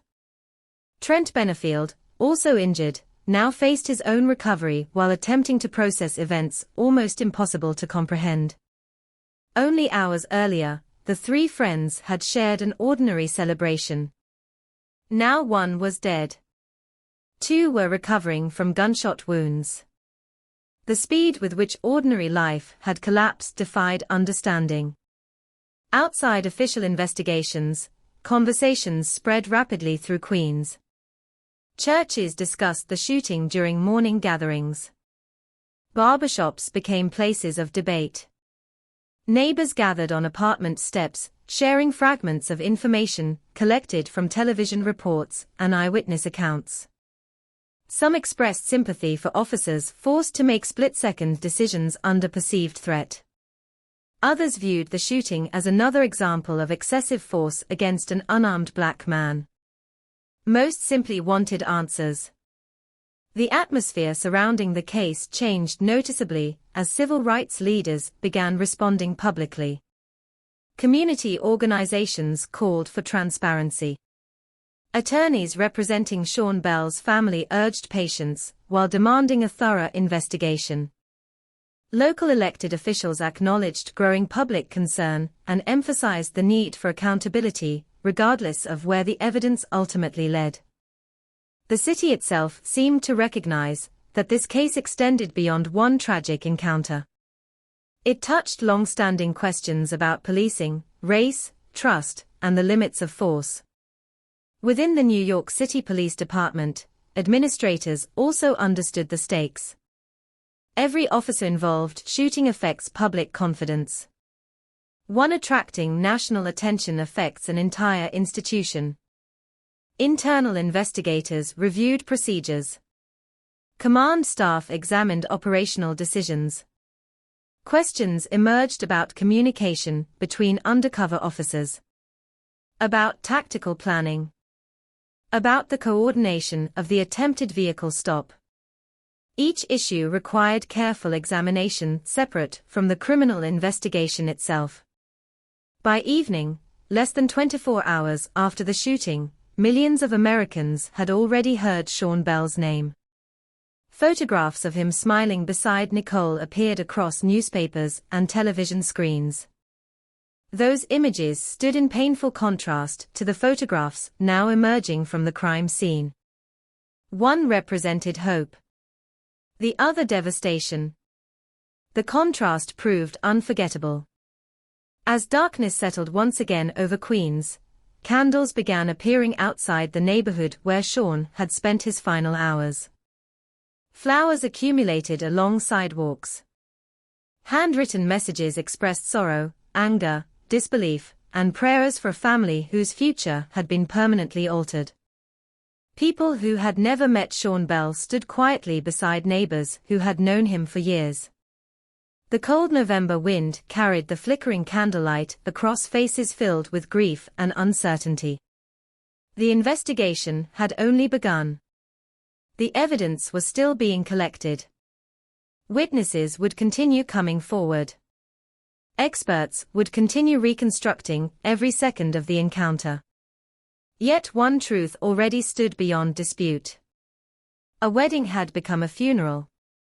And the search for justice, however that word would ultimately be defined, was only beginning.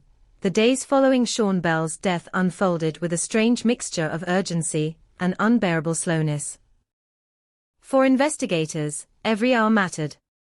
Witnesses had to be interviewed before memories faded. Physical evidence had to be preserved before weather or time altered the scene. Reports needed to be written, diagrams completed, and forensic examinations conducted with extraordinary precision. For Sean's family, however, time seemed to stop entirely. Morning arrived without purpose. The wedding day, that should have been filled with celebration, had dissolved into arrangements of an entirely different kind. Instead of confirming seating charts, relatives met with funeral directors. Instead of discussing music for a first dance, they chose hymns that would accompany a final farewell. The emotional weight of those decisions was almost impossible to describe. A wedding celebrates the future. A funeral forces people to accept that the future they imagined no longer exists. Nicole Portray moved through those first days surrounded by family members, close friends, clergy, and community leaders.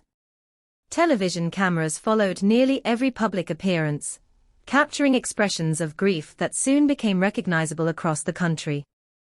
One image appeared repeatedly in newspapers. A young woman who had expected to become a bride instead stood before microphones wearing black. The contrast required no explanation. Meanwhile, investigators from multiple divisions of the New York City Police Department continued examining every detail surrounding the shooting.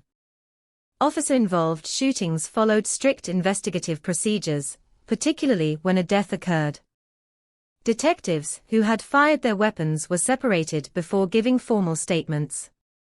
Firearms were collected for forensic examination. Shell casings recovered from the street were matched to individual service pistols. Every discharged round had to be accounted for. The numbers themselves immediately drew attention. 50 rounds. Detective Michael Oliver had fired 31 of them. His weapon had emptied during the encounter. He had inserted a fresh magazine. Then continued firing. Even among experienced investigators, that sequence demanded careful analysis. Prosecutors would later ask whether the perceived threat still existed after the initial volley. Defense attorneys would argue that rapidly evolving life-threatening situations cannot be judged by the calm reflection available years later inside a courtroom. That disagreement would eventually become one of the central themes of the case. Outside police headquarters, another investigation unfolded simultaneously. Journalists began reconstructing Sean Bell's final evening almost minute by minute. Reporters visited Club Kahlua. They interviewed patrons who had attended the bachelor party. They spoke with neighborhood residents awakened by gunfire. Television broadcasts displayed maps illustrating the movements of Sean's vehicle and the positions investigators believed officers had occupied. Every new interview introduced another perspective. Some witnesses believed officers clearly announced themselves. Others insisted they heard nothing before the shooting began. Several described the confrontation as lasting only seconds. Others remembered the barrage of gunfire feeling almost endless. The contradictions frustrated investigators, but surprised no one familiar with traumatic events.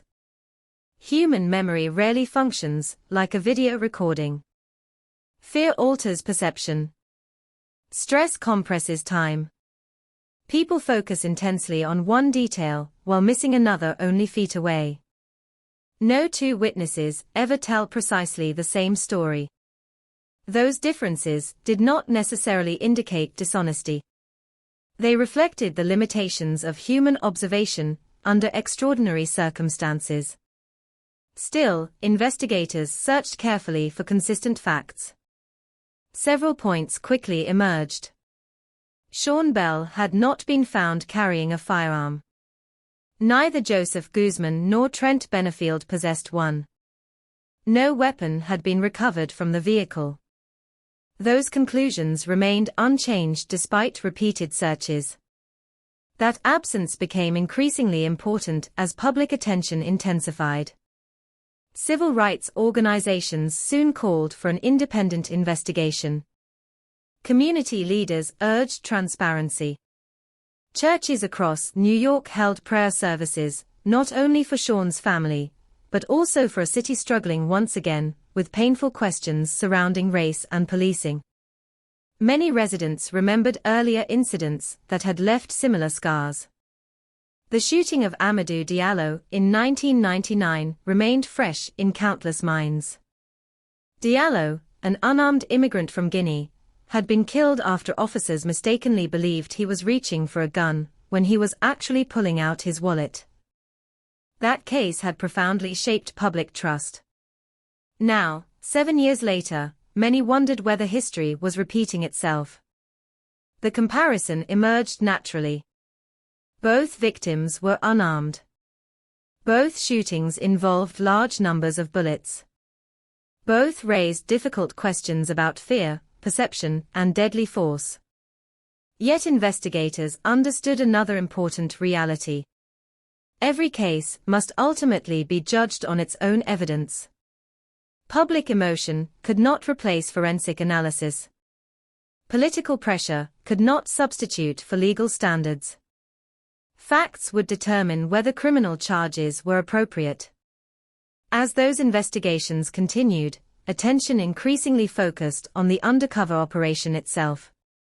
Why had undercover officers attempted to stop the vehicle without immediate assistance from clearly identifiable uniformed officers? Could better coordination have prevented confusion? Were radio communications adequate? Did supervisors possess sufficient information about rapidly changing circumstances outside Club Kahlua? These questions extended beyond individual responsibility. They examined the tactics themselves. Law enforcement experts recognized that undercover operations present unique dangers. Detectives cannot simply reveal their identities whenever situations become tense. Doing so may compromise ongoing investigations. Yet remaining unidentified during confrontations also creates obvious risks. Civilians may mistake officers for attackers. Officers may mistake defensive reactions for criminal resistance. Those realities do not automatically produce tragedy. But they increase the possibility that misunderstandings will escalate rapidly. Inside hospital rooms, Joseph Guzman began facing a different battle.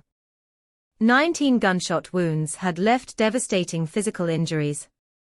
Doctors focused first on survival. Multiple surgeries addressed damage throughout his body. Pain management became a constant challenge. Recovery would be measured not in days but months. Visitors later described a man struggling to comprehend why he remained alive while his friend did not. Survivor's guilt often accompanies catastrophic violence. People replay events repeatedly, searching for decisions that might somehow have changed the outcome. Could they have left earlier? Chosen another route?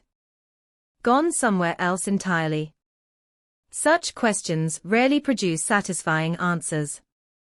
They simply become part of the emotional burden survivors carry. Trent Benefield faced similar psychological wounds despite less severe physical injuries. He, too, had witnessed Sean's final moments from inside the vehicle. Memories formed under such circumstances often remain vivid for decades. The sounds, the flashes, the confusion, the overwhelming realization that life has changed forever. While survivors recovered physically, Sean's family prepared to bury him. Funeral arrangements attracted extraordinary public attention. Hundreds gathered to honor the 23-year-old father whose life had ended only hours before his wedding. Friends remembered his laughter. Family members remembered his devotion to his daughters. Community leaders spoke about hope, grief, and the responsibility to pursue truth regardless of where the investigation ultimately led. The funeral became more than a farewell. It became a symbol. Television cameras captured mourners filling church pews. Outside, crowds lined sidewalks despite the cold weather. Some came because they had known Sean personally. Others arrived because they believed his death represented something larger than one family's tragedy. They saw broader questions demanding answers. Those questions continued reaching investigators. Grand jury proceedings became increasingly likely. District attorneys reviewed evidence carefully. Officer-involved shootings resulting in death require extraordinarily thorough legal analysis, because criminal prosecution depends not simply upon tragic outcomes, but upon whether prosecutors can prove criminal conduct beyond a reasonable doubt. That legal standard is intentionally demanding. Public outrage alone cannot satisfy it. Evidence must. Investigators therefore continued examining every available source. Radio transmissions, dispatch records, crime scene measurements, autopsy findings, firearms examinations, witness interviews, medical reports. Every document contributed another piece to an enormously complex puzzle. Media coverage intensified almost daily. National newspapers devoted front-page space to the investigation. Editorial writers debated police training, racial bias, and accountability. Former prosecutors appeared on television explaining legal standards governing deadly force. Retired police commanders defended the difficulty of split-second decisions made under perceived threat while acknowledging that the number of rounds fired required careful examination. The case resisted simple conclusions. Some Americans viewed the detectives primarily through the lens of danger. They imagined officers believing an armed suspect was about to kill them. Others viewed Sean Bell through the lens of lost possibility. A young father. An unarmed man. A groom who never reached his wedding. Both perspectives shaped public discussion. As investigators continued their work, one fact became increasingly apparent. This case would not disappear quietly. Its consequences would extend far beyond criminal court. Questions about policing policies, undercover operations, deadly force, and public trust had already entered national conversation. Whatever legal outcome eventually emerged, the shooting had permanently altered the relationship between many New Yorkers and the institutions sworn to protect them. For Sean Bell's family, however, those broader debates remained secondary. No policy reform could return a son. No courtroom victory could restore a father to his daughters. No investigation, regardless of its thoroughness, could recreate the wedding day that vanished before sunrise. Yet they continued cooperating with investigators because truth, however painful, remained the only path forward. The investigation itself now stood at a crossroads. Physical evidence had largely been collected. Witness interviews continued. Public pressure increased steadily. Soon, prosecutors would have to decide whether the available evidence justified criminal charges against the detectives, whose decisions had transformed one November morning into one of the most enduring controversies in New York's modern history. That decision would become the next turning point in a story that had already changed countless lives forever. The investigation entered its next phase under an extraordinary level of public scrutiny.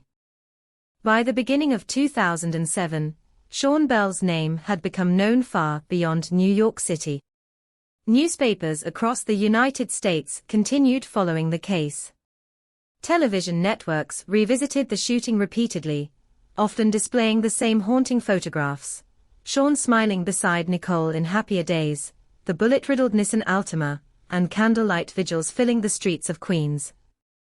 Each image represented a different version of the same story. A young father. A violent death. A city demanding answers. Behind closed doors, however, investigators were moving carefully through thousands of pages of evidence. Every witness interview had been transcribed. Every forensic report had been reviewed.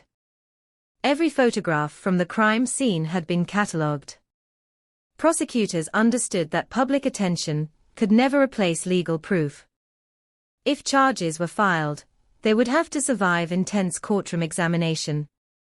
If charges were not filed, public confidence in the justice system could suffer another devastating blow. The pressure on everyone involved was immense. Assistant prosecutors spent weeks reconstructing the final minutes before the shooting. Large diagrams covered conference room walls. Photographs were arranged chronologically. Maps illustrated the positions of the officers, the Altima, nearby buildings, and civilian witnesses. The goal was simple in theory, but extraordinarily difficult in practice. Determine exactly what happened.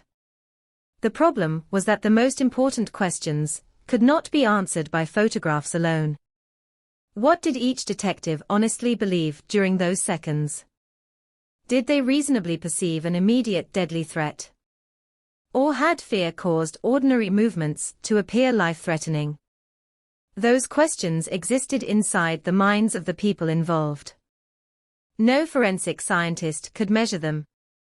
No laboratory could test them. Investigators therefore relied upon every available piece of surrounding evidence. The statements provided by detectives Michael Oliver, Jessica Isnora, and Mark Cooper were examined repeatedly.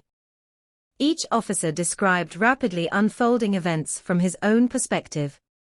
They explained their belief that the vehicle posed a deadly danger, and that the possibility of a firearm remained real, because of the earlier confrontation outside Club Kahlua.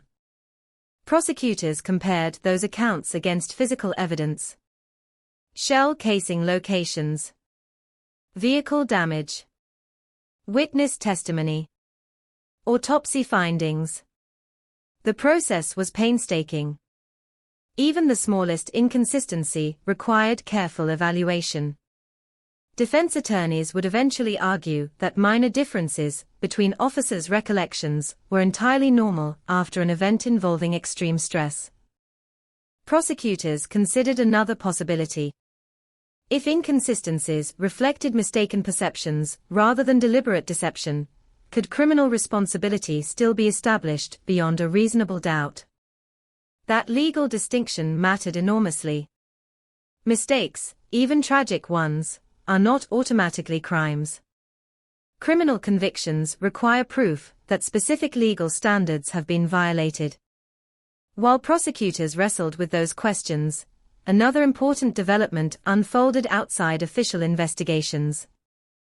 Independent witnesses continued coming forward. Some had initially remained silent, because they feared becoming involved in such a high-profile case. Others only later realized that details they remembered might prove significant. Investigators interviewed each carefully. Several witnesses described confusion surrounding the officers' identities. Because the detectives wore plain clothes, some civilians stated they never realized police were involved until after the shooting had already begun. Others believed the confrontation unfolded so quickly that anyone inside the Altima might reasonably have struggled to understand what was happening. Those observations aligned with one of the central arguments raised by Sean Bell's family.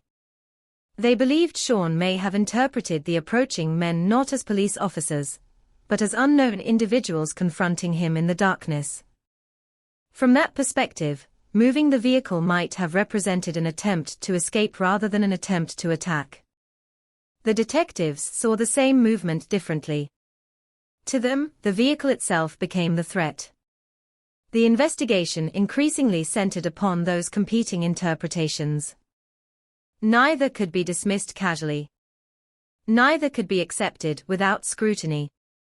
The legal system now faced the difficult task of determining whether sufficient evidence existed to bring the detectives before a criminal court. Meanwhile, pressure outside the courtroom continued building. Community organizations organized marches throughout New York. Churches hosted public forums discussing police accountability. Civil rights leaders met with elected officials, urging transparency and independent oversight. Among the most visible voices was Reverend Al Sharpton, who argued that the circumstances surrounding Sean Bell's death demanded a full public accounting. Demonstrations remained largely peaceful. Participants carried photographs of Sean. Some held signs displaying a single number. 50. The number had become more than a statistic. It had become a symbol. For many protesters, 50 shots represented excessive force regardless of the officer's initial perception of danger. For others, the number reflected how quickly fear can spiral beyond control once deadly force begins. Police departments across the country quietly watched developments.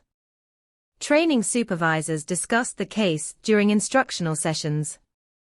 Use of force experts examined available public information. Could communication between undercover officers be improved? Should tactical procedures change when plainclothes detectives attempt vehicle stops? How should officers reassess perceived threats after the first rounds are fired? Although official conclusions remained months away, the case had already begun influencing professional discussions within law enforcement. Eventually, prosecutors reached the moment everyone anticipated. The evidence would be presented to a grand jury. Unlike a trial jury, a grand jury does not determine guilt or innocence. Its responsibility is narrower. Review available evidence. Hear witness testimony. Decide whether probable cause exists to issue criminal charges. The proceedings unfolded in secrecy, as grand jury investigations traditionally do. Witnesses entered the courthouse without cameras present. Evidence was introduced methodically. Legal instructions guided jurors through applicable statutes.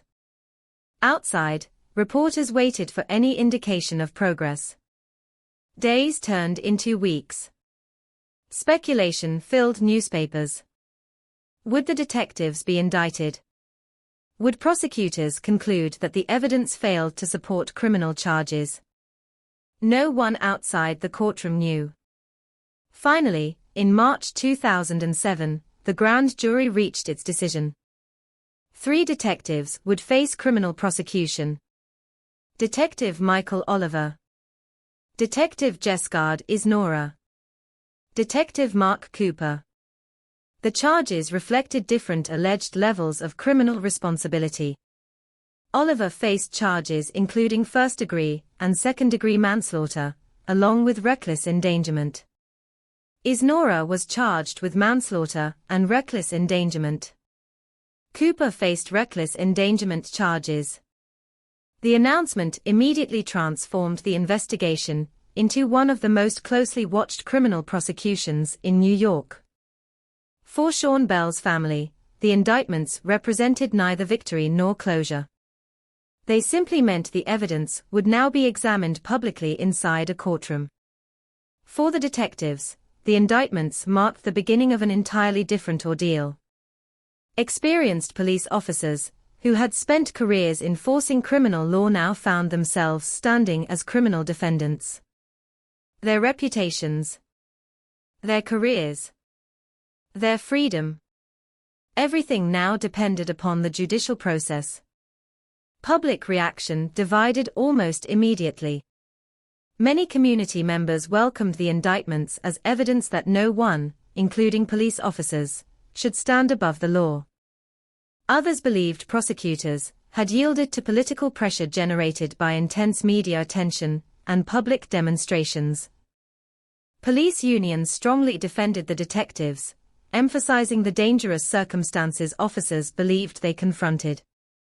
Civil rights advocates argued that the absence of any weapon made criminal accountability essential. The debate intensified rather than diminished. Television commentators filled evening broadcasts, discussing legal standards governing deadly force. Former prosecutors debated former police commanders. Law professors explained the complexities of reasonable belief, criminal negligence, and justification. The case became both intensely personal and broadly symbolic. It was no longer only about one street in Queens. It had become part of a national conversation regarding policing itself. As attorneys prepared for trial, both sides assembled teams of experts. Defense lawyers retained specialists in police tactics and use of force analysis. Prosecutors consulted forensic experts, capable of explaining crime scene evidence to jurors. Witness preparation consumed countless hours. Every anticipated question required careful consideration. Every piece of evidence had to withstand rigorous cross-examination. The courtroom battle promised to be exceptionally complex, because almost every critical issue remained disputed. Did officers adequately identify themselves? Did Sean Bell understand they were police? Did the vehicle present an imminent deadly threat? Were 50 rounds objectively reasonable under those circumstances? Could prosecutors prove beyond a reasonable doubt that the detectives' beliefs were criminally unjustified? Those questions would soon move from investigative conference rooms into open court. For Sean's daughters, however, none of those legal developments could restore the future they had lost. Birthdays continued arriving. Holidays passed.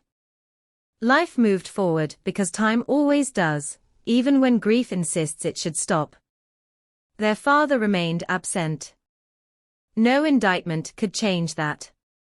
Nicole continued speaking publicly, with remarkable composure despite unimaginable personal loss. She repeatedly emphasized that the legal process mattered not only for Sean, but for public confidence that every life deserved equal protection under the law. Her quiet determination resonated with many Americans. She had become, unwillingly, one of the public faces of a national tragedy. By the time trial preparations were complete, the case had already left an undeniable mark upon New York City. Trust had been tested. Communities had mobilized. Police departments had begun reviewing tactics. Families across the country had discussed difficult conversations about fear, race, and encounters with law enforcement around dinner tables. Yet the most consequential chapter still lay ahead. Soon, all the evidence collected over months of investigation would be presented before a judge. There, stripped of headlines, protests, and political debate, the legal system would confront its most difficult question. Whether the deaths and injuries suffered on that cold November morning were the result of criminal conduct, or a tragic sequence of decisions made under a belief that deadly danger was only seconds away, the criminal trial began under the weight of extraordinary expectations. By the time the proceedings opened in early 2008, the shooting of Sean Bell had become one of the most recognizable criminal cases in the United States. Every stage of the investigation had been followed by newspapers, television networks, legal analysts, police organizations, civil rights groups, and ordinary citizens who believed the outcome would say something far greater than the fate of 3 detectives. Outside the courthouse in Queens, cameras lined the sidewalks before sunrise. Satellite trucks occupied nearby parking spaces. Reporters rehearsed live broadcasts, while photographers adjusted their lenses toward the courthouse entrance. Supporters of Sean Bell gathered carrying photographs of the young father, whose wedding had become a funeral. Others arrived expressing support for the detectives, arguing that police officers should not be punished for making split-second decisions they believed were necessary to survive. The courthouse itself became a quiet reflection of the larger debate unfolding across America. Inside, however, emotion would ultimately matter far less than evidence. The case would not be decided by public opinion. It would be decided under the standards of criminal law. One important decision had already shaped the future of the trial.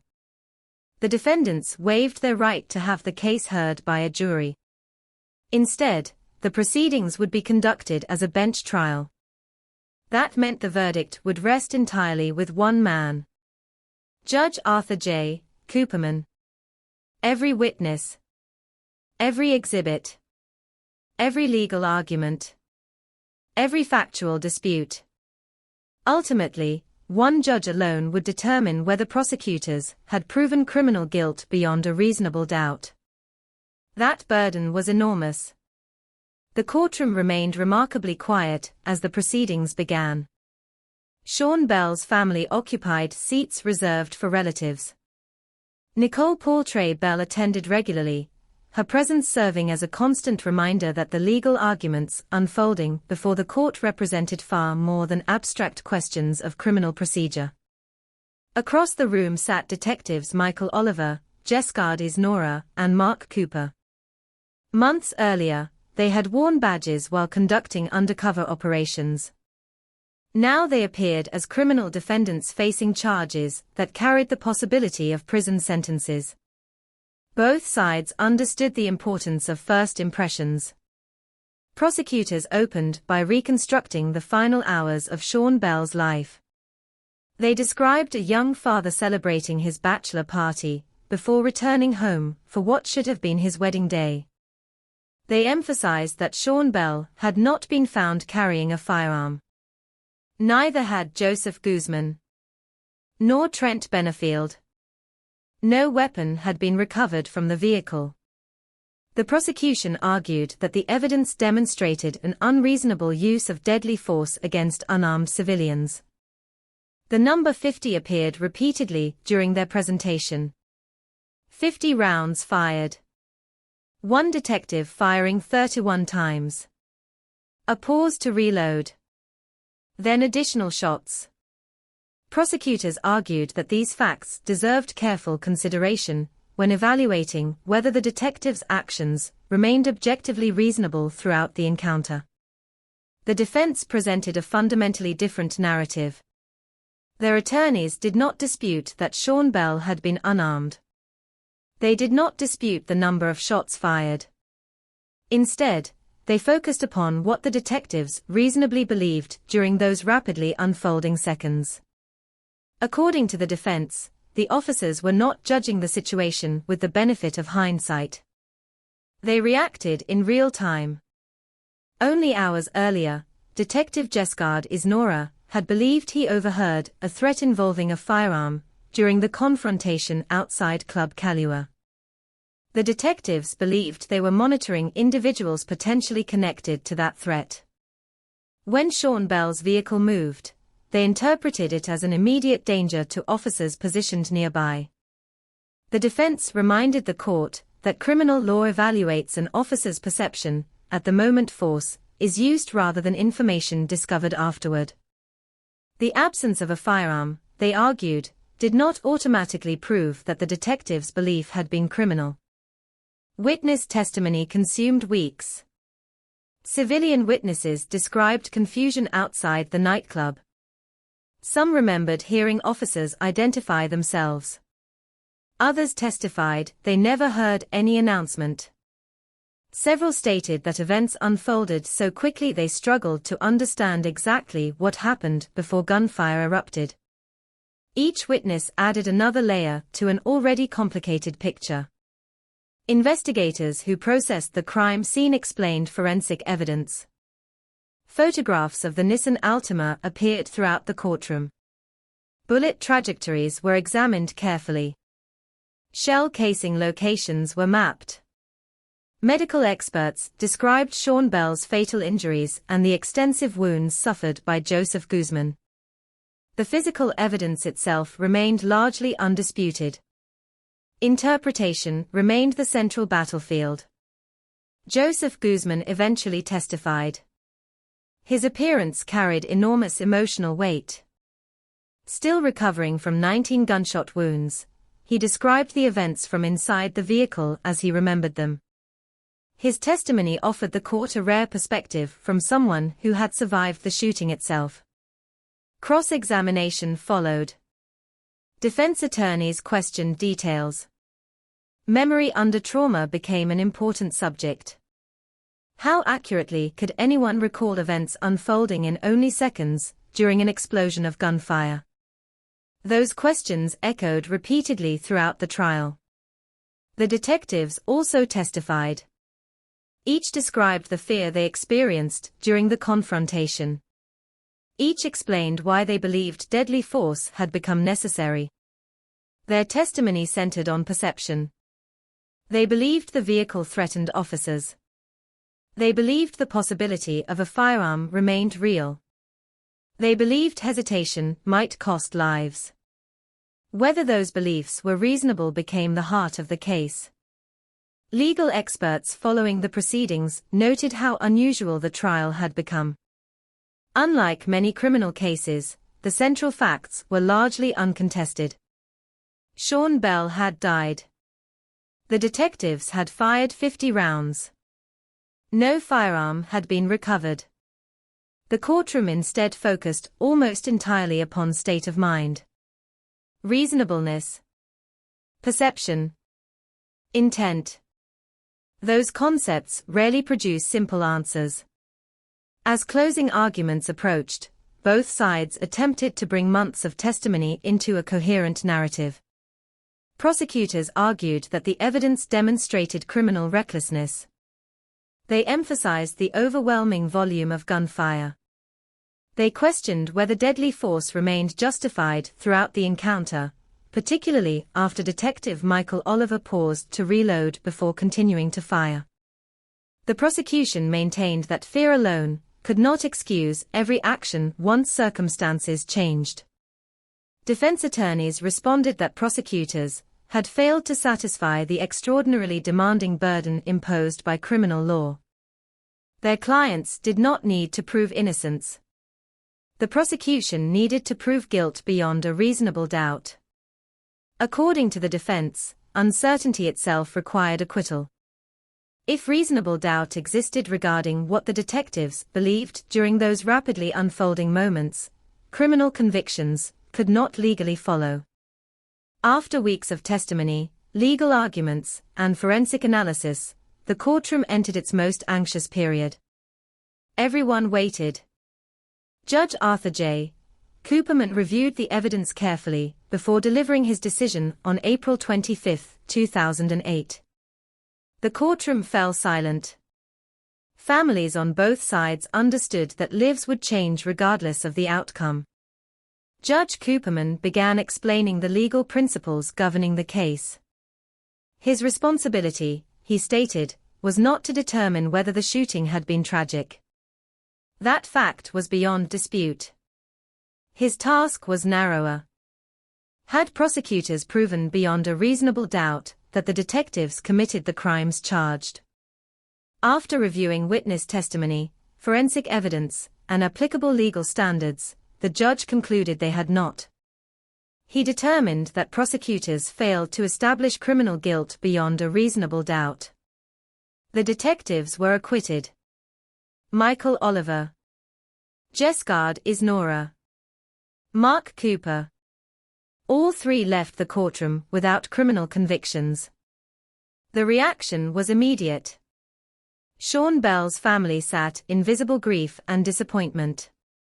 Supporters outside the courthouse struggled to absorb the verdict. Many had expected the criminal trial to provide accountability. Instead, they witnessed acquittals on every count. Across the city, news spread rapidly. Television stations interrupted programming. Breaking news banners appeared across national broadcasts. Within hours, crowds began gathering throughout New York. Many protesters viewed the verdict as confirmation that the justice system had failed Sean Bell and his family. Others defended the outcome, arguing that criminal courts must apply legal standards rather than emotional reactions. Police organizations welcomed the acquittals. Civil rights organizations condemned them. Public opinion divided sharply. The courtroom decision resolved one legal question. It did not resolve the broader debate. Indeed, for many Americans, it intensified it. How could an unarmed man be killed by 50 police bullets without criminal responsibility? Others asked a different question. How could officers confronting what they honestly believed was a deadly threat be convicted when prosecutors could not eliminate reasonable doubt? Neither side persuaded the other. The verdict became another chapter in a national conversation already decades old. For Nicole Portray Bell, however, legal theory offered little comfort. The man she planned to marry remained gone. Her daughters would continue growing up without their father. No judicial opinion, regardless of its reasoning, could alter those realities. As crowds gathered in the streets that evening, candles once again flickered beneath the cold New York sky. Some people prayed. Some wept. Some marched peacefully demanding reform. The criminal trial had ended. But the story of Sean Bell was far from over. Its deepest impact was only beginning to reveal itself, not inside courtrooms, but across communities questioning how trust between police and the public could ever be rebuilt after 50 shots changed so many lives forever.